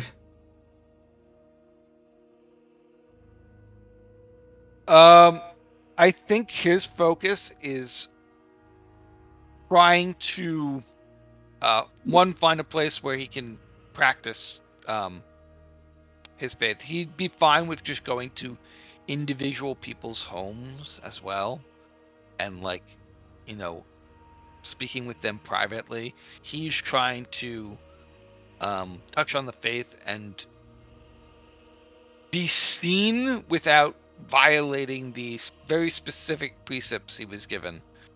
Understood.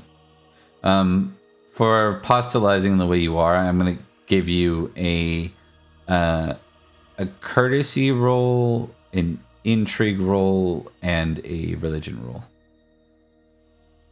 All right. Check those. Let's do the intrigue first because it's so low. Nope. A courtesy roll, you said? Mm-hmm. Yep. Okay. And your religion. Correct. Perfect. Yep. As you're going around too, you can tell that a lot of the common folk especially are starting to lose faith. Like first they lost their king, now they're conquered by the end. What you get the impression of is they seem to be doing a pretty good job by suppressing the faith. It's actually working for the Saxons. Where you'd hope that it would create a fire underneath. You're not seeing that. You're actually seeing a lot of hopelessness. But you're able to, with the people you do meet with, you're able to sort of course correct for some of the people. I think with his critical on religion, I think he stresses that God helps is not you can't rely simply on just what's going on. To be a good Christian is to help the wretched, is to succor the needy, is to mourn with the mourners, to feel the pain of your brothers, to open your door to those who need it. So he's like, we have to rely on all your Christian brothers and sisters around you, and tries to build the community through that. Are you acting in the way of a confessor as well while you're here? I think he is. Yeah, I think that's what I think that's one of his prime. I think because he's a shepherd, I think he's less about giving these big speeches. I think he's more about acting as a confessor, as a spiritual guide, going to people. I think less than doing surgery, he's coming around to people who are sick and possibly bringing them poultices and soups, but also prayers as well. And it's a combination of prayers and actual medicine. Okay. While you're doing while you're seeing people for confession, specifically, if this was less them greeting you and welcoming you in, Do you do the autonomous type of confession? I guess that's the question, where someone doesn't What do you have to, mean? where they don't have to share who they are to you.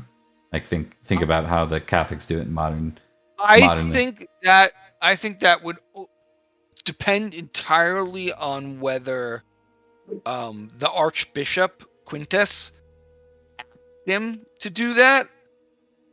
But if he's not like doing it in like that's the that he's got that's his church, and I don't think Parad is trying to usurp his role there.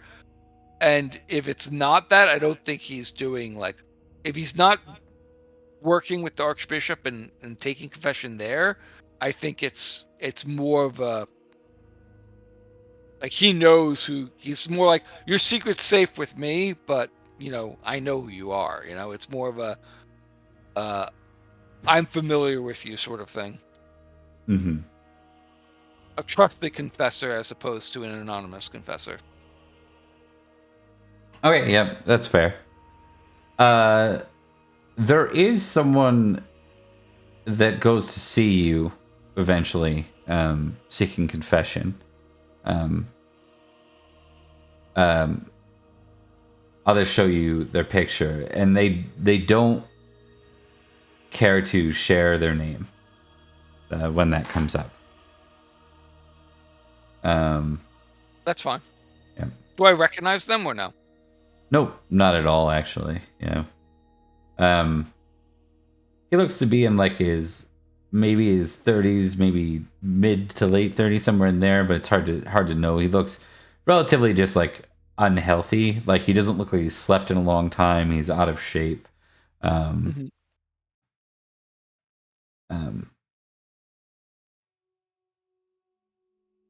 He says,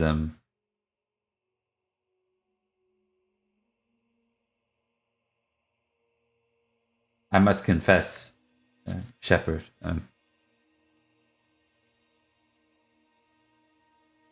last night I tried to take my life. Why would you do that, my son?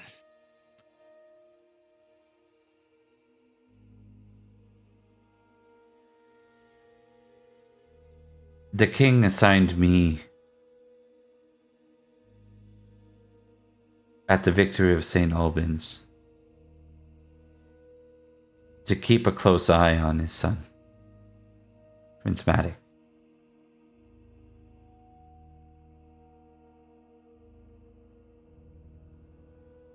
And were unable to achieve this task. He looks down. Do not let your guilt or something that may not have been within your power drag you deeper into the doldrums of unchristian behavior.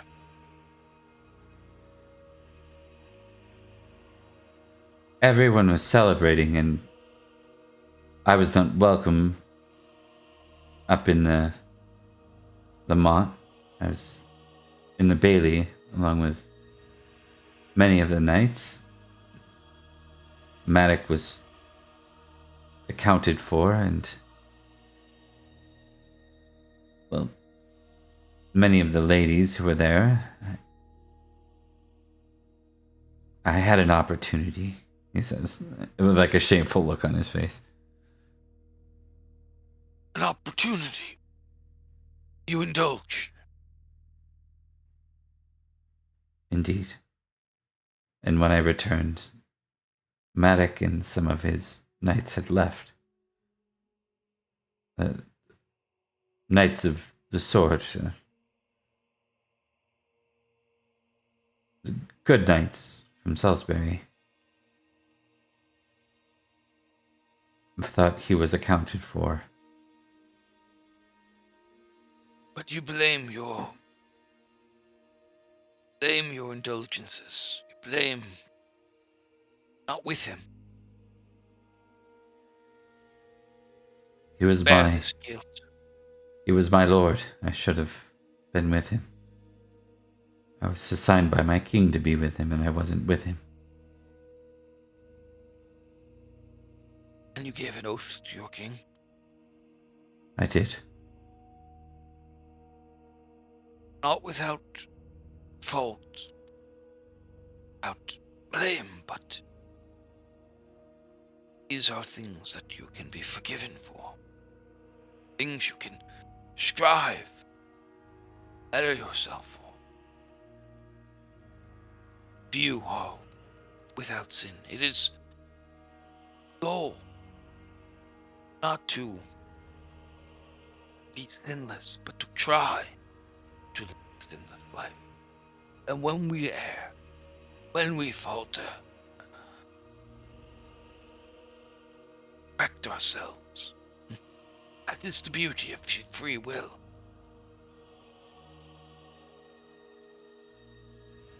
So, what steps have you taken since this tragedy has befallen, since you feel you have lapsed? Have you cut out indulgences? Have you sought to correct those actions those behaviors, those habits which feel led to you?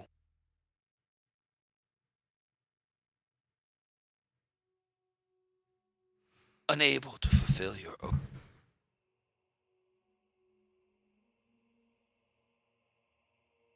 I went with some of Maddox's other household knights. We rode out to hunt down this praetor from the mainland, the one responsible for Maddox's death. Or so he claims.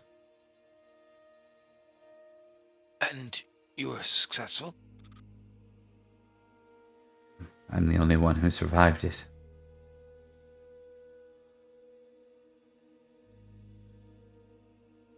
But no, we failed.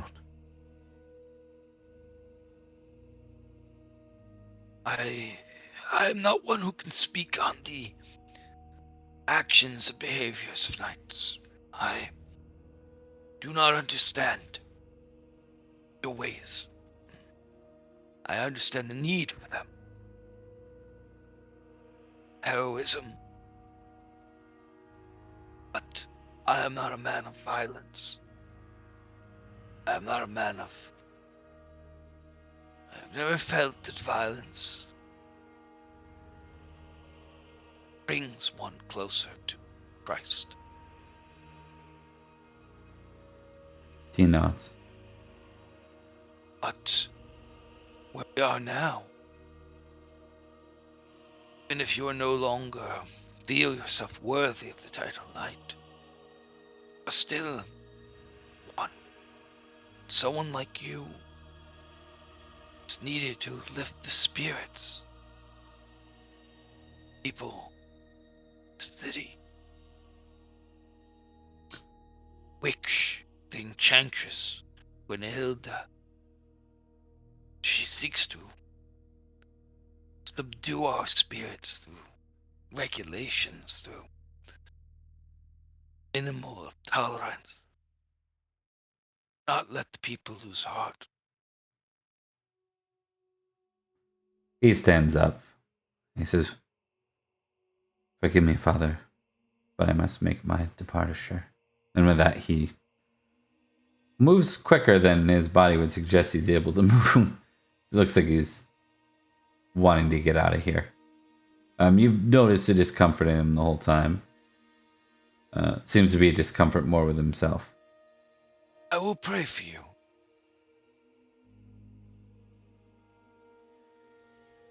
All right. So generally that's what Shepard's been up to. We're going to go to Uthadrid and Dudig. You guys are mostly acting as mercenaries, yes? Wherever you can get assignment. Is that the plan? Yes. Okay. Yeah. I guess I'm just, as a mercenary knight, trying to ingratiate myself a little bit. You know, Okay. if you make a friend or two in the right spot, you get the better duties. Yeah. I'm trying to show off. Like you're probably doing the smart, like, like, hey, I'm a good soldier. I keep my head down. I follow orders. I'm trying to make a name for myself out here. I was like, hey, I can get behind that. You know what I'm saying? I was like, Yeah. it's like, I just don't want to be like when the group comes back together and they're like, hey, so what did you find out? Oh, not too much, but I did get this bag of coin. Yeah. Okay. Honestly, okay. Here's something No, no, I was gonna hopefully But ask well, Uthred. we're probably just gonna move through because like we do. We're gonna run out of time here. We're still in the same year we started in, so I'm just gonna quickly give you guys some roles and then give you guys some outcomes based on that. So we'll start with what is expected of you. Most of this is boring, guard duty and things that you aren't necessarily wanting to do that much. So we're gonna start with simply like an awareness roll, um, and you can choose energetic or size as your second roll, and then you get to pick whatever third thing you want to focus on as a roll, but you have to explain it to me what your intentions Okay. are with it.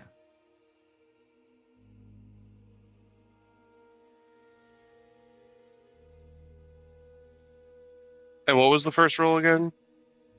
Awareness, Awareness. and then it's energetic or size.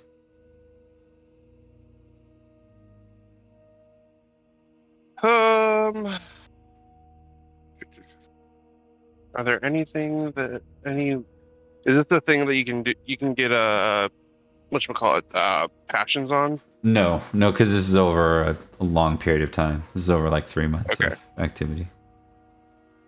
Okay. We just go for it.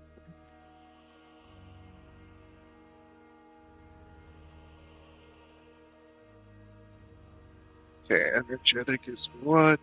12 versus life size, which is 15. I will take size. Okay. Nice. We got to roll awareness still. Did I not roll it? I thought I did. I don't see an awareness under your name. Okay. And then And I'm going to suggest for you, Steven, it's likely a reckless roll that you're trying to do here. hell yeah. Okay. Reckless. Okay. I'll narrate kind of the situation for you in a second. We'll get Uthadred's third roll. If you figured out what you want to kind of target here. I'm having a hard time deciding, but I wanted to basically get some information to give these guys like, hey, these are the where the weapon caches is, stuff like that. Get people to talk to me. Okay, if it's more in the realm of sussing out key information, that's going to be intrigue if you're going about it that way, like through talking. Okay. Yep. Okay. Okay. So if you don't have the things you rolled, tick them. If you succeeded. And Okay. to explain Uthadred, some of your assignments, there's like been a couple of points where maybe while you were doing your part to get the information you wanted, you didn't catch a pickpocket and then they got away, and it was sort of like your quarter to watch that area, so it's sort of like egg on your face a little bit. But with that successful energetic, it's like you work hard, you show up on time, you are busy, you're a busybody, and you are gonna leave with some additional information to share. which I'll get you in a second. Going to Dudig, your recklessness means you end up like overcompensating more than once. Think of like what a reckless like police officer might look like. I'm like probably not super like that way. Similar stuff where there's been a couple of incidents where you not being perceptive enough while doing your job has led to some situations on your face, but you have come off a deterrent, and despite your size only being not only being 15 but not being like 20 or something, you're still intimidating. Like people are not super keen on you. They're worried about you. I walk around like I have a 20 size, and people sometimes mistake me for having a 20 size. Yeah, you act the part, and they seem intimidated by you, and that's well received by some of your superiors here. Just to speak to that, let's see. I already gave you the commander of the city guard.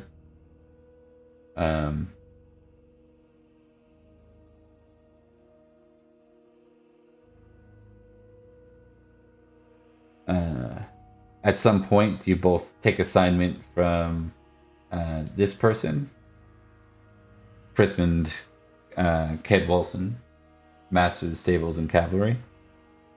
Mm-hmm.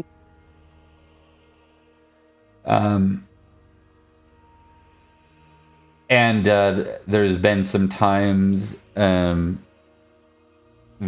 the two of you have encountered someone known as Elgifu Wolfrickson, the head of the taxation, not borough, but we'll call it that for now. It's appropriate enough. Just a super cold, efficient lady.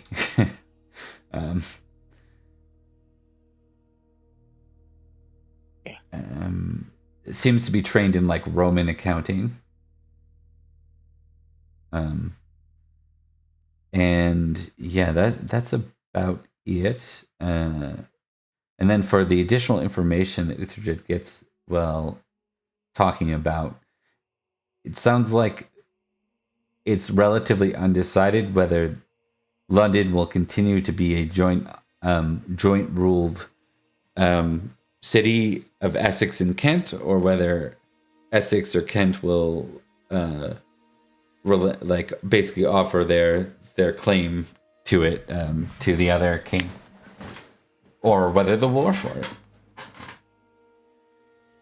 Can I ask, as we're mercenary knights, and they're kind of currently divvying up the city, which side Dadak and myself are on or under? Are we under the Essex or Wessex side of this city conflict, I guess? You're bounced around both, actually, which makes it awkward. It's not clear within the city who's where. Like the loyalties aren't. No one's forward facing their loyalties, at least not in these major figures that you're meeting. Probably for the purpose of trying to show some sort of unity while they're here, right? Okay. But in general, let's see. I'm just seeing if there's a. We'll say that if you wish to stay in the barracks, Lud's Castle is being held as the barracks, run by the Saxons, but the mercenaries are welcome there while they're under employ. Sure. Yeah. Okay, and then I don't think I gave Gaius a couple of roles here, so let's make sure we get your roles figured out here. Chirurgery, first aid, and it sounded like intrigue. I think we rolled your intrigue. I think we rolled your intrigue, so the first two. Yes, past that. The other thing while I'm clicking these is I should pass surgery and first aids here. I'll tell her that I was trained as a knight, but not everybody has parents that are in a position to knight everybody. He's not a first son, so that's true. He was trained as a knight. Not everybody can, and he isn't a first son. So I think that's probably why he. That's his justification for knowing some battle stuff, and I think he'll probably say that he didn't get to fight as many battles as he would have wished to in his life, just to sort of. Yeah, Give so her a she'll say, reason. "Oh, you're an esquire then." Yeah, is that the word? Yeah, I suppose it is. If you age out esquiring without being knighted, you're an esquire. Yeah. No. Well, yeah. I suppose he is. Yep. Otherwise, you wouldn't have been trained as a knight. So. Correct. Yeah, that's right. Yeah. Sorry, I was just following the phrasing. Yeah, you're all good. Okay, we're gonna close soon, but I want to give you guys that 15 minutes. We'll assume that this takes place in the cathedral after like several months of sort of laying low, maybe a few minor check-ins, but just give you guys a chance to roleplay amongst each other. This will happen right around Candlemas. Actually, we can say it's Candlemas, but you're not allowed to celebrate Candlemas. So. It's my favorite type. So, I would love to talk to our friendly shepherd. Well, I think the idea is you guys are all together, right? Oh. I think we should cause a religious riot. That would be That unwise. yes, I agree with Why? Shepard. Result in Think- death. Say that again. Sorry. Suspicious. It would likely result in the deaths of many innocent Christians and further spark tension and outrage. Did you not notice weapons that were taken from you when you entered this city? Exactly. And I know, I see and saw all of this. Yes, I am I will- thinking that we are here to weaken the position that these people are in. These are just peasants. I would also like to add that I believe it was a few years ago now. Wasn't there an entire city put to the sword by Saxons? Yes. I think when he says that these are just peasants, the shepherd is just giving you a look of like being utterly aghast. Yeah, and Gaius, aka Britannicus, shares a look. All that would do is get many killed for no good reason. It would also And we cost us can- our advantage. Our advantage? What advantage is this? This church is an advantage. It is the few safe havens we have. Yes. It would be a shame to lose this particular building. It would But also be a I shame to remind- lose the ability to operate within it. For example, if a religious revolution were to happen and be stomped down, they would most likely not allow such religion to be practiced. Yes, causing more consternation, causing more issue from the Causing more inside. deaths and pain and suffering amongst our Christian brothers and sisters. How many children's lives would be shuddered? How many mothers might be stamped and beaten, and the rape and violence that would result? I would like to remind you of our orders. I have Our no orders, other than from on high. the orders, were to lay low. Do what we can to ready the city for when it comes time. I mean, Yes. It is not yet time. I'm not saying it must happen this moment. I am sorry if I have given you that impression. I am saying we ferment the people in this way. I And think how it is do you not a bad intend to idea to. foment people? Yes, yes, Shepard. What? How do you intend to foment the people, as you say, to encourage this attitude that you think will convey them into violence and riot? Well, I believe your book has many stories of small men destroying giants. No? Give them hope. As far as as far as this place is seen, we have just downtrodden people. I think you mistake my role. Do not dispense stories and use my faith to manipulate the hearts of people. You're more than welcome to do so if you wish to take the book and tell them these stories and give them this hope that you aspire. But I teach them faith and how to be better Christians. I'm so confused. Isn't that what you I do? think it is important we do not get off topic. Yes. Now, the one thing I want to make sure that everyone here is aware of. We are not here for 6 months. We are not here for a year. We are here for as long as it takes, till an army is finally ready to retake this city. This is a long, long, long-term mission. Each step is a step in the right direction, no matter how long it takes. Patience is our ally.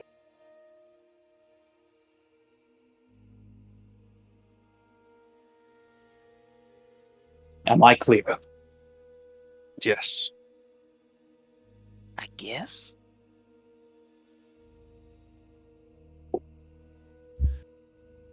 He is right.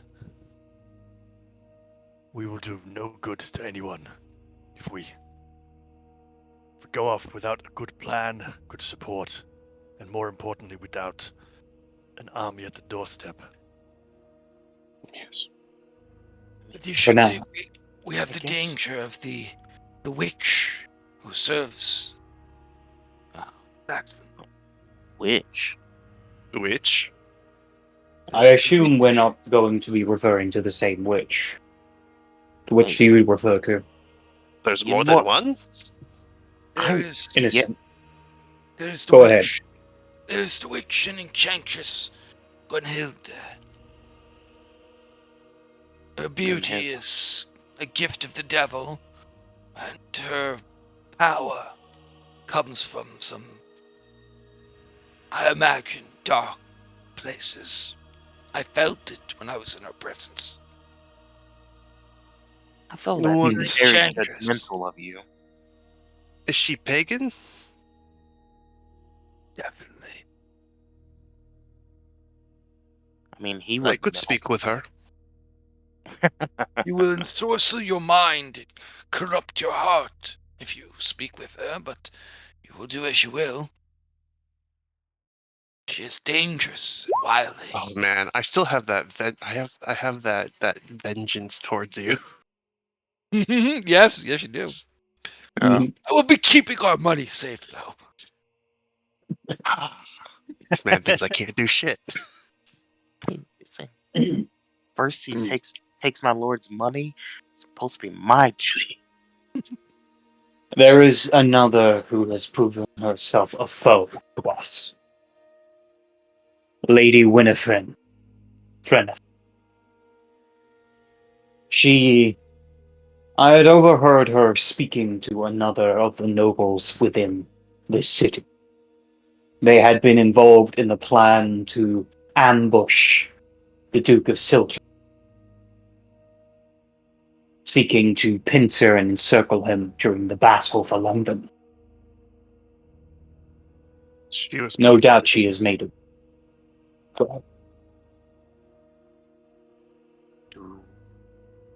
Would we happen to should- know what she gains? No You should doubt get she's him made a deal with the message. Saxons. if possible, a message going out towards Silchester. Trusted hands would be valuable to alert them to her treachery. Agreed. There's no benefit of not telling them. There is one. We do not know Haven't what they- spies the Saxons have in Silchester.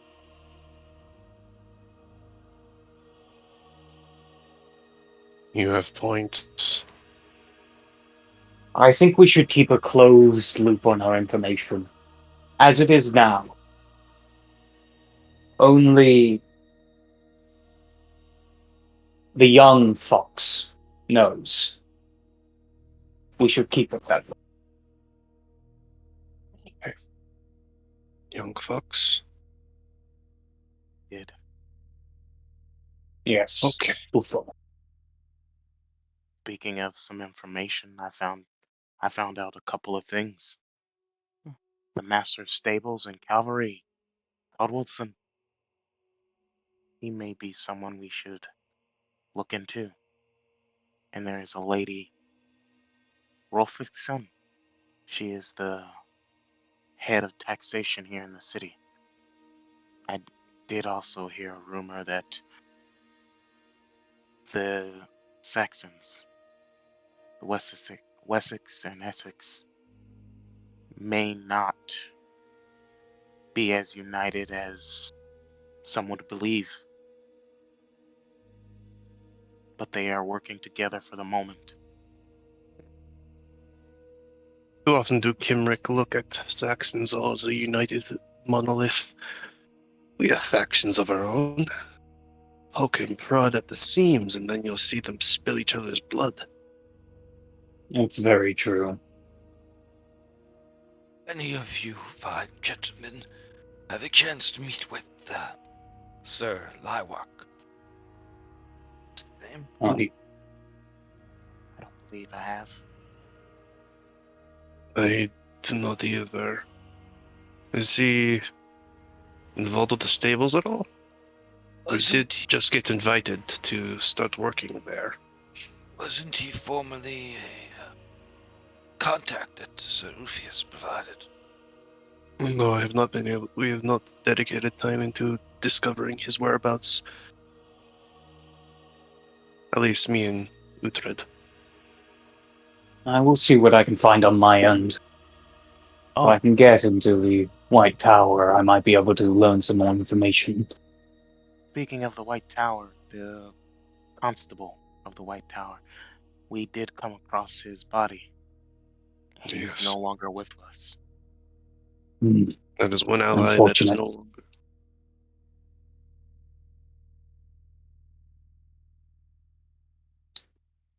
Did anybody else make friends in this time that we've been in this city? I've met many a friend. Humble soul, but I don't think that's what you're looking for.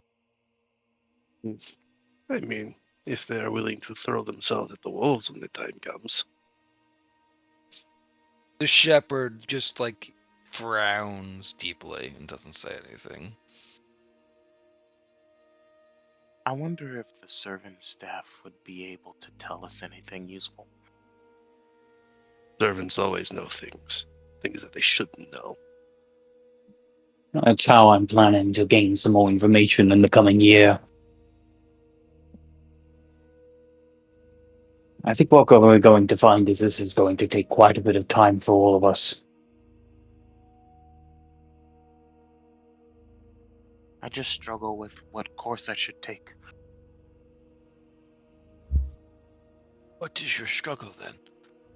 If there are options. Well, our primary option right now is patrolling a dock, seeing if there is a method we could turn this posting to our advantage, if not impress the governor of the Southern District. I am no master of intrigue, but what is the reason for patrolling the docks? The Saxons' reason. The Saxons Keeping try. theft down and maintaining order as far as right now. Making sure that smugglers are not operating, I would assume. Roll when you find Was it Ulfric You said? do. Christians. He seems a calculated man. I think Very much so. Sir And a Roderick pagan. would like his careful nature in comparison to other Saxons. I do not like it if they are my enemy. Far better a reckless enemy than a reckless ally. Yeah, And it's true. But we are very honest when it comes to being reckless. Hmm. Find out if there are any smugglers, and if so, attempt to make contact. It's possible they could aid us with either getting weapons into the city or getting some people out. Or information out as well. it might be a Yes. benefit. Bribery. All guards suffer from bribery, right? Here and there. Depends on Indeed. the charitability of their soul, of course, but I was like, I'm just thinking if my character would accept bribes or not. Where are my stats? priest, you need not worry about my soul, for I am not of your flock. yet you're not. I still worry nonetheless. Seem So I'll a promise I'll man put it to good capable of use. change. I will say that. But what to good use?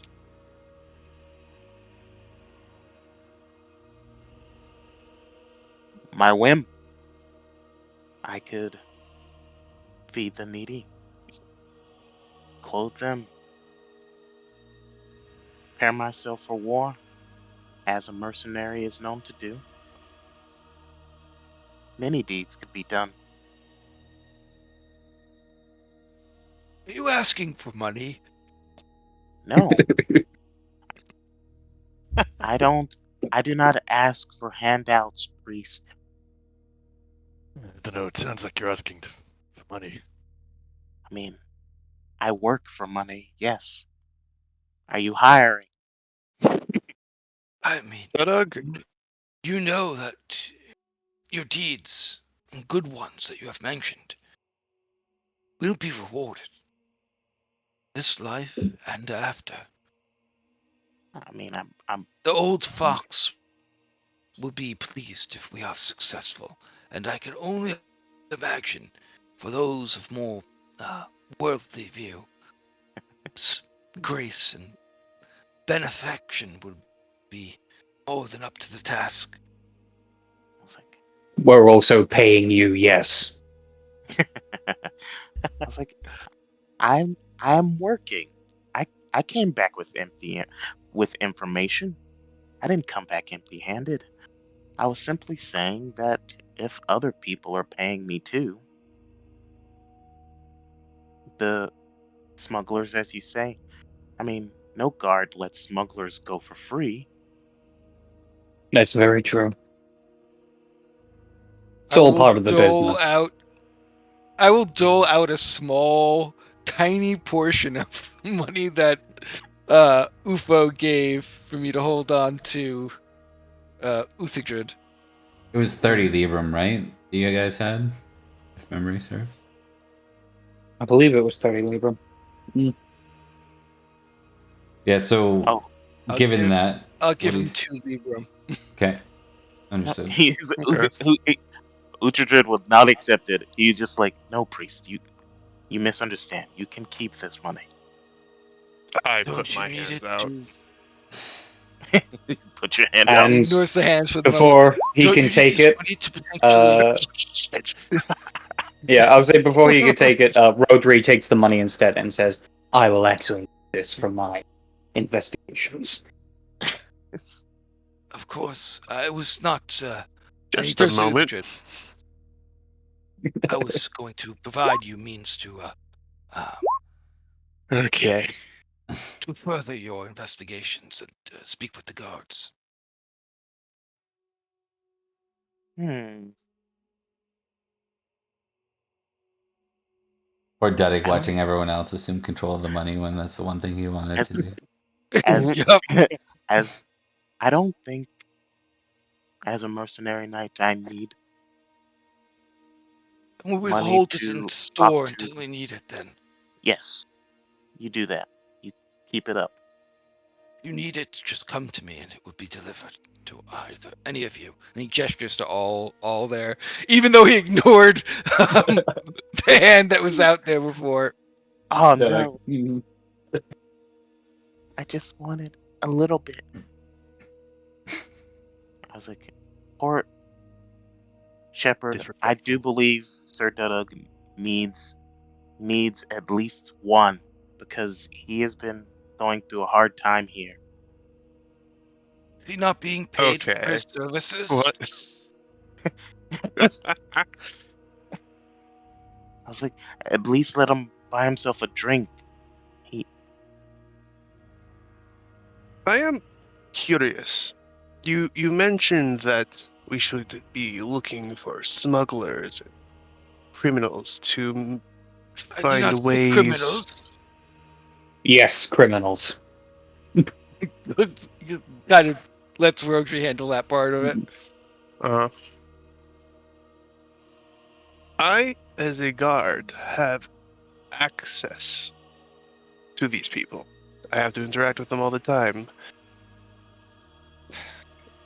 If we are looking for inroads, I could look into this more thoroughly for us. What do you want for it? As of right now, nothing. First off, I have to find out from the current prisoners list that we might have somewhere. See if we can find that Mm, and get more of an understanding of what this city has beneath it. I think that is a good idea, knowing who has been imprisoned and why. indeed. Potentially show us. He just kind of pats Sir Duduk on the back. I was like, "You're just full of good ideas today." I try. It's usually why I get paid. It's like, I don't come up with the plans. I just execute. Uh, All right, gang. So with that, we're gonna bring the session to a close and the year to a close as we move to the winter phase. So, oh shit. for the most part, all you really got to worry about now. I'll think a little bit about glory. We can kind of go over that part at the end of the next session, but it won't be. Let me see here. There won't be a ton additional glory because the kind of work you guys are doing doesn't bring about a lot of glory until the outcome, right? Right now it's clandestine, so what you do if you're drawing knowledge or fame about it, that's probably a bad thing. What you might get is a little handfuls of glory for Duddig and Utherdred and like those who are keeping any sort of mask up, right? Like Guys' Churgery and Duddig and Farad, like you'll be able to You'll be Rotary. yeah. You'll be able to gain some stuff. No, I meant Utherdred and Duddig will right. Sorry, from their work. Yeah, but anyways, I'm super tight, so we're gonna close out there. And all we need you guys to do is age up and do your experience checks for now. And then if you have the other stuff that you need to do, go for it. I'm gonna bail. Thanks for playing. Hope you had fun. We'll catch you next time. Always, Have a good night, always a man. blast.